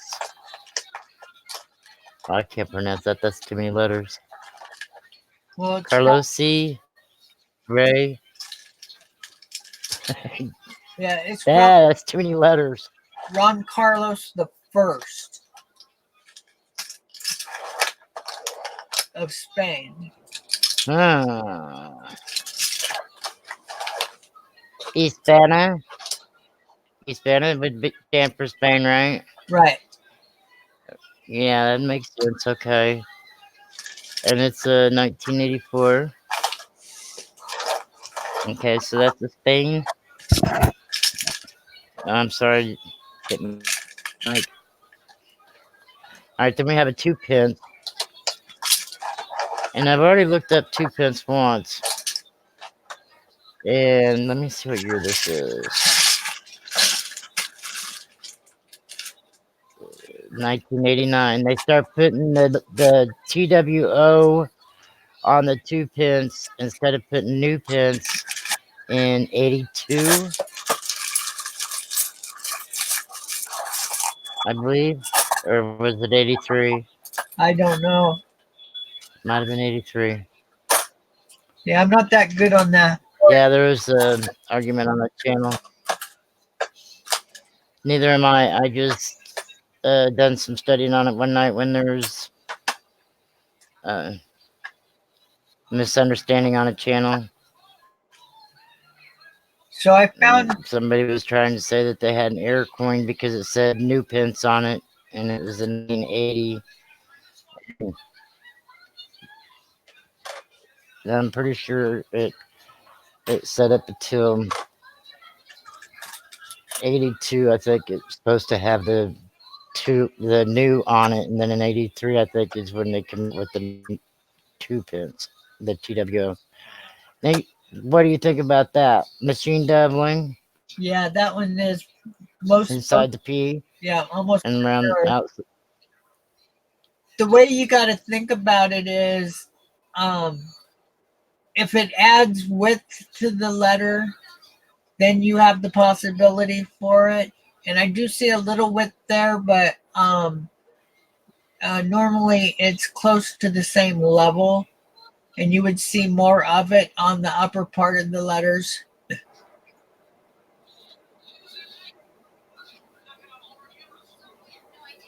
You don't sit on the end. But I'm not. You sit most of the letters. The start. Yeah, I'm not an expert on doubling at all. So neither am I with foreign coins, but I'm learning it real good with the. I mean, I used to lurk all the Q&As and everything just to study it, you know.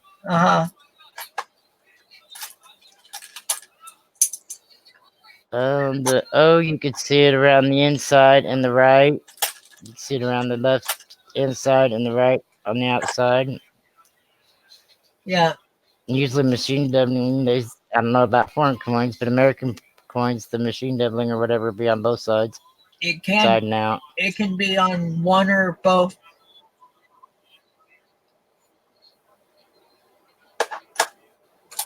Let me turn the coin a little bit.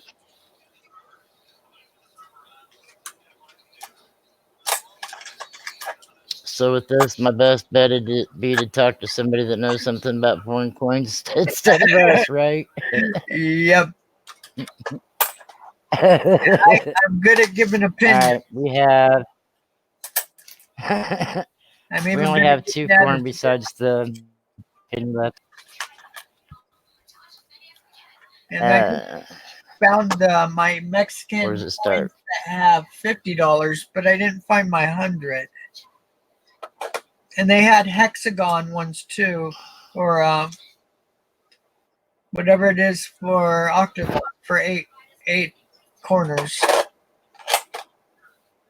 Really? Mexico did? Yep. That'd be interesting. Mexico has so many denominations and so many shapes for their coins. Is that a mint mark up there? Is that a mint mark under the 1951? Yeah. I'm not sure. Is it a symbol? No, I think it's a symbol or what? Or a B maybe? Yeah, I think it's a B. Might be a B. That or is two horizontal, or two not horizontal, but 2D side by side. You know, in this direction. Yep. I don't know what mint marks they have over there. So I have $20 coins. I got $5 coins, 10, 50, 100. They had tons of This coins. one's a 10 francs. All right, we have one more.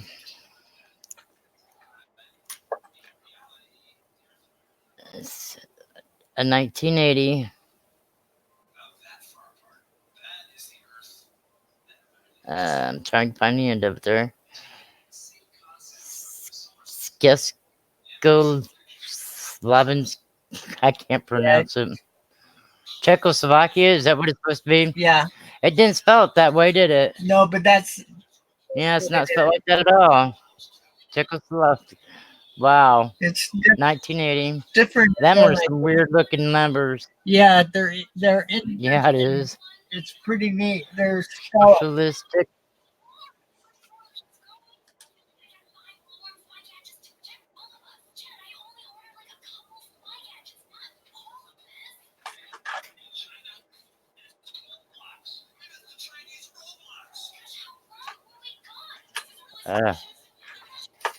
And then on the back of it, it says 20. And there's the mint mark, I'm assuming. D. Yep. Right there to the left.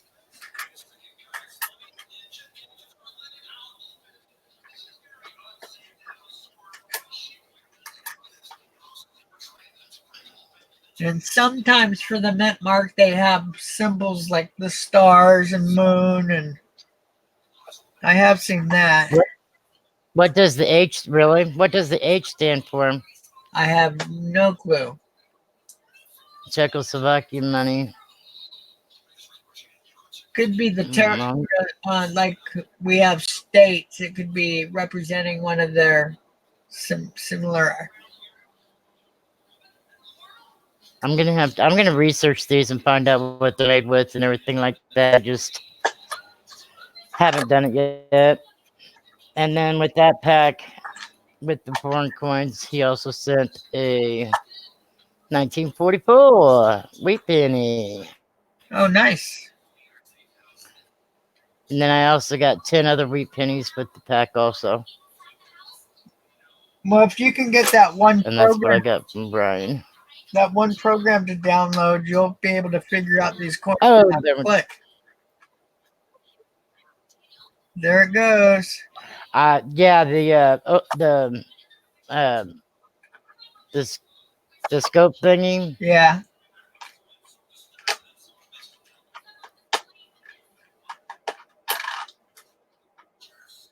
Then forgot what the name of it was. Something scope. The reason why I couldn't download it was because I guess my phone's set up to where not to download under Wi-Fi to do it, or not download under data to do under Wi-Fi. Because as soon as I turned on the Wi-Fi on my phone, it started downloading.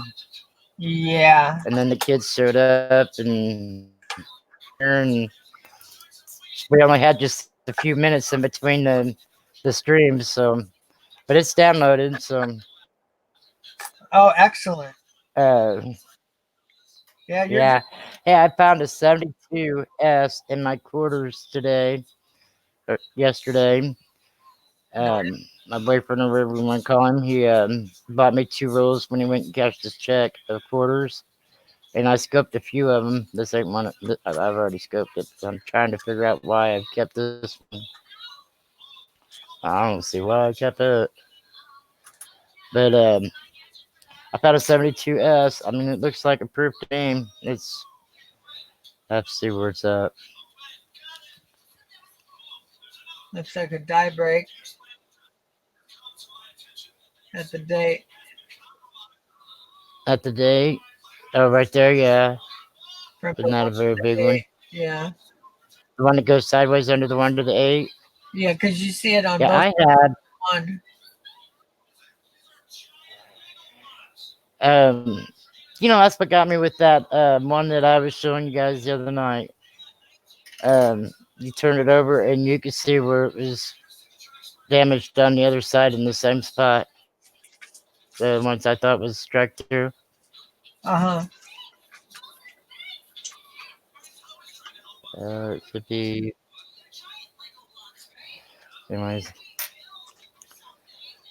I have is it a 41 nickel that has a die crack all the way across from one side to the other, through a space and all on the obverse. Uh-huh. You know what? I need to search all my coins on the. When I'm online searching them, they look a lot better than what they do when I'm searching them offline. Huh, that's weird. I see more things. I see more things when that. So there is a reason why I put this one over. There it is, right there. See the U and the S, the Yeah. B inside the bottom of the B. That's why it's laying underneath my laptop. And Yeah, and that then S you see is it. like quadrupled. And I don't know about that, but I was thinking triple. So look at the U, and you can see at least the main one, and then two underneath. I can see. Let's see Yeah. if I can get zoom in a little bit.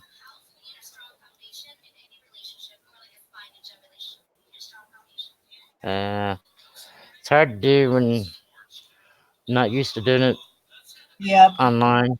What I do is I'll put a couple books under my hand so I can lay my hand on the table and hold it just at the right height. Yeah, Because if you're trying to hold still, that's near impossible when you're free trying holding. to do adjustments. Yeah. Or even Yeah, just holding it. I'd say this one's at least triple. Yeah, it's very interesting.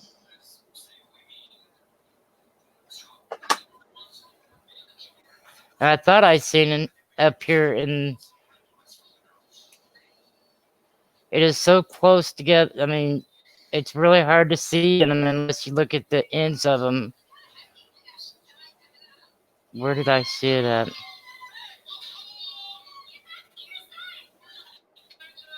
So I forget who was telling me, but one of the collectors had said that on a lot of the coins you can find doubling with the microscope, but unless you can see it with the 10 times, it's really not worth anything. Yeah, we just seen that on a channel a couple days ago. Whose stream was we? I don't remember if you was in that stream with me or not. Yeah, I think it was on my stream. I think it was one of the people I had up. Well, that could have possibly been. Big Oh, possibility for that. I think it was Lemon. I'm never on your stream that long. What are you talking about? um, You know, Ron, I've been doing really good with my streams. I am getting so many views and so many minutes because of people spending an hour or two on my streams. oh, and us to spend 12 and 14 hours on your stream. Yeah, well, those that don't watch the whole thing will come back to it 5, 6, 7 times and watch 20, 30 minutes. So it's adding up Yeah. real big time. I got a couple messages from YouTube for things to help make my channel more professional. Yeah, so have I. And that And your have the, stream's better. that I have the right Yeah. amount of hours to make more people interested. Yeah. For advertisement. I even had an advertisement person contact me. So Well, I don't know if I have that or not because I won't answer my phone to unknown numbers. That's why you have my number, so you either email me and tell me you're calling me or something before you do because I won't answer it. okay. Yeah, this was actually an email I got for YouTube. Oh, yeah. Yeah, I've gotten several emails from YouTube. So I was up 12 Wish I quit shaking. 12,000 minutes. in the last I 7 don't. days? I don't think I'm up that much. Unless they count the hours that I'm streaming with somebody. Because I mean, I usually have at least Hey, one Rhonda, stream. Yeah. Lincoln's in the chat. He says that Oh, I need my phone, Bubby. Use Daddy's phone. it would be considered a minor double die if it takes more than a 10. Okay, so he's responding to what I had said, to more than a 10 times loop. So that makes sense. Well, I'm not legally blind anymore, but I was for almost a year, and they didn't think they'd give me any of my sight back. That's why I had to go to the scope, because I have trouble with my glasses and 20 by even. Everything looked fuzzy to me with the first get off here. The first magnifying set I got was the jeweler's glasses that has the 4 different settings on them. All right, now how do I quit sharing? Stop sharing. It had let's see, 10, 15, 20, and 25 where you put on the glasses, and The it strength. just, yeah, the multiplying by.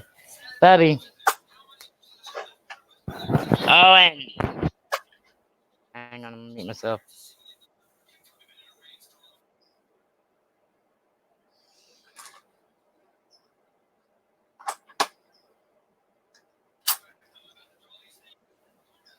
Keep telling their parents they need to get their ears checked, and they won't do it. Daddy will too. Daddy's sleeping, and Daddy told you when Grandma had to have my phone back that he'd let you have his. And you know, we're getting close, I think, to when the auction's going to start. Oh, wow, it's that time, ain't it?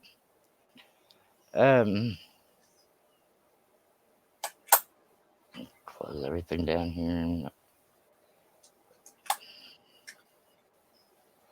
I haven't got any notification from it yet. I want to see chat here, but he took my changed my channel on me on my phone, because Daddy was looking something up on his phone. So Parker, Young Nimnistic, and Lady Billion, Oldies and Goodies, Stacking, Levi. Good luck with him. He's not on yet. I've got it. Lincoln was just saying that he's going to have to go to prepare for it. Alrighty, dear. I will see you over there as soon as he comes on.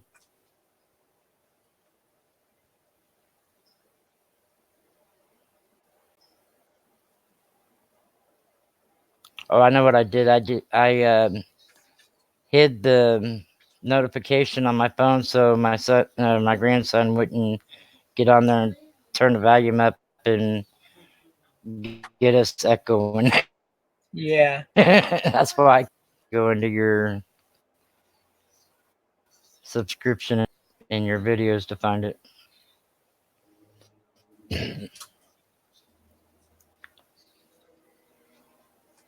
Well, you have a good Wonder why eye Joe for... didn't show up last night or today. That's what I said. I've practiced. I've sat and I've watched videos over and over and over and over, and watched Q&As over and over and over, and I've studied for clashes are my favorite. And you know, for people to tell me that I'm wrong, or large over small dates, and we get on a private chat sometime and or private stream sometime just between you and me, and I'll show you some of the stuff I got. All right. You'll be amazed. Just like we was talking that one time when I told you not to mention it in this room because it'll just start an argument. Yeah. And which of course with it did, but I think it actually, Well, with having you making the comments that you made in there about studying pennies for 50 years, you know what you're talking about, you know, and that opened a lot of people's eyes, I think. so, and even with all my experience, I still get things wrong with pennies. So, you just got to keep an open mind at all times. Sometimes people see things you're not seeing the same way, and you just got to accept that they are seeing what they think they're seeing, and then give them the opportunity and you as well to help prove it, disprove it, or whatever, but not just disregard it. Right, but if you go into that video and look at all the comments in it, there's only one negative comment out of the ones that's in there. That's great. Yeah. But yeah, we'll do a private stream sometime, and I'll show you what I've got. In the meantime, in between, we're gonna get ready for this auction and stuff, and spend the day with that. So Yeah. it'll probably be there too. And I left him here about 6 weeks ago, and got stuff packed away and everything. So I've got to find my stuff that I'm wanting to show you. But I'll work on that. All right. Yeah, just put them in a special bag, Mark. Go over with Rich, and we'll do the same thing. So we can do hangouts and just do the two of us, and there won't be any Right. and then we can just freely talk about it. And Yeah, that's what I want to do. all right, not a problem. Alrighty, I'll see you over at Phil's. All right, it may still be another hour because I think he's central. Cajun New York. No, he said it was supposed to be 12 Eastern is when Casa Planta and do his coin roll hunt. And Matt 83, I think it is, that's been buying a lot of his boxes. Here he is right now. I just got the notification. Oh, yep, it just started. All right, great. You hear me? Yep. Yeah, I just got the notification. I'll see you there. All right, see you later. Bye, everyone.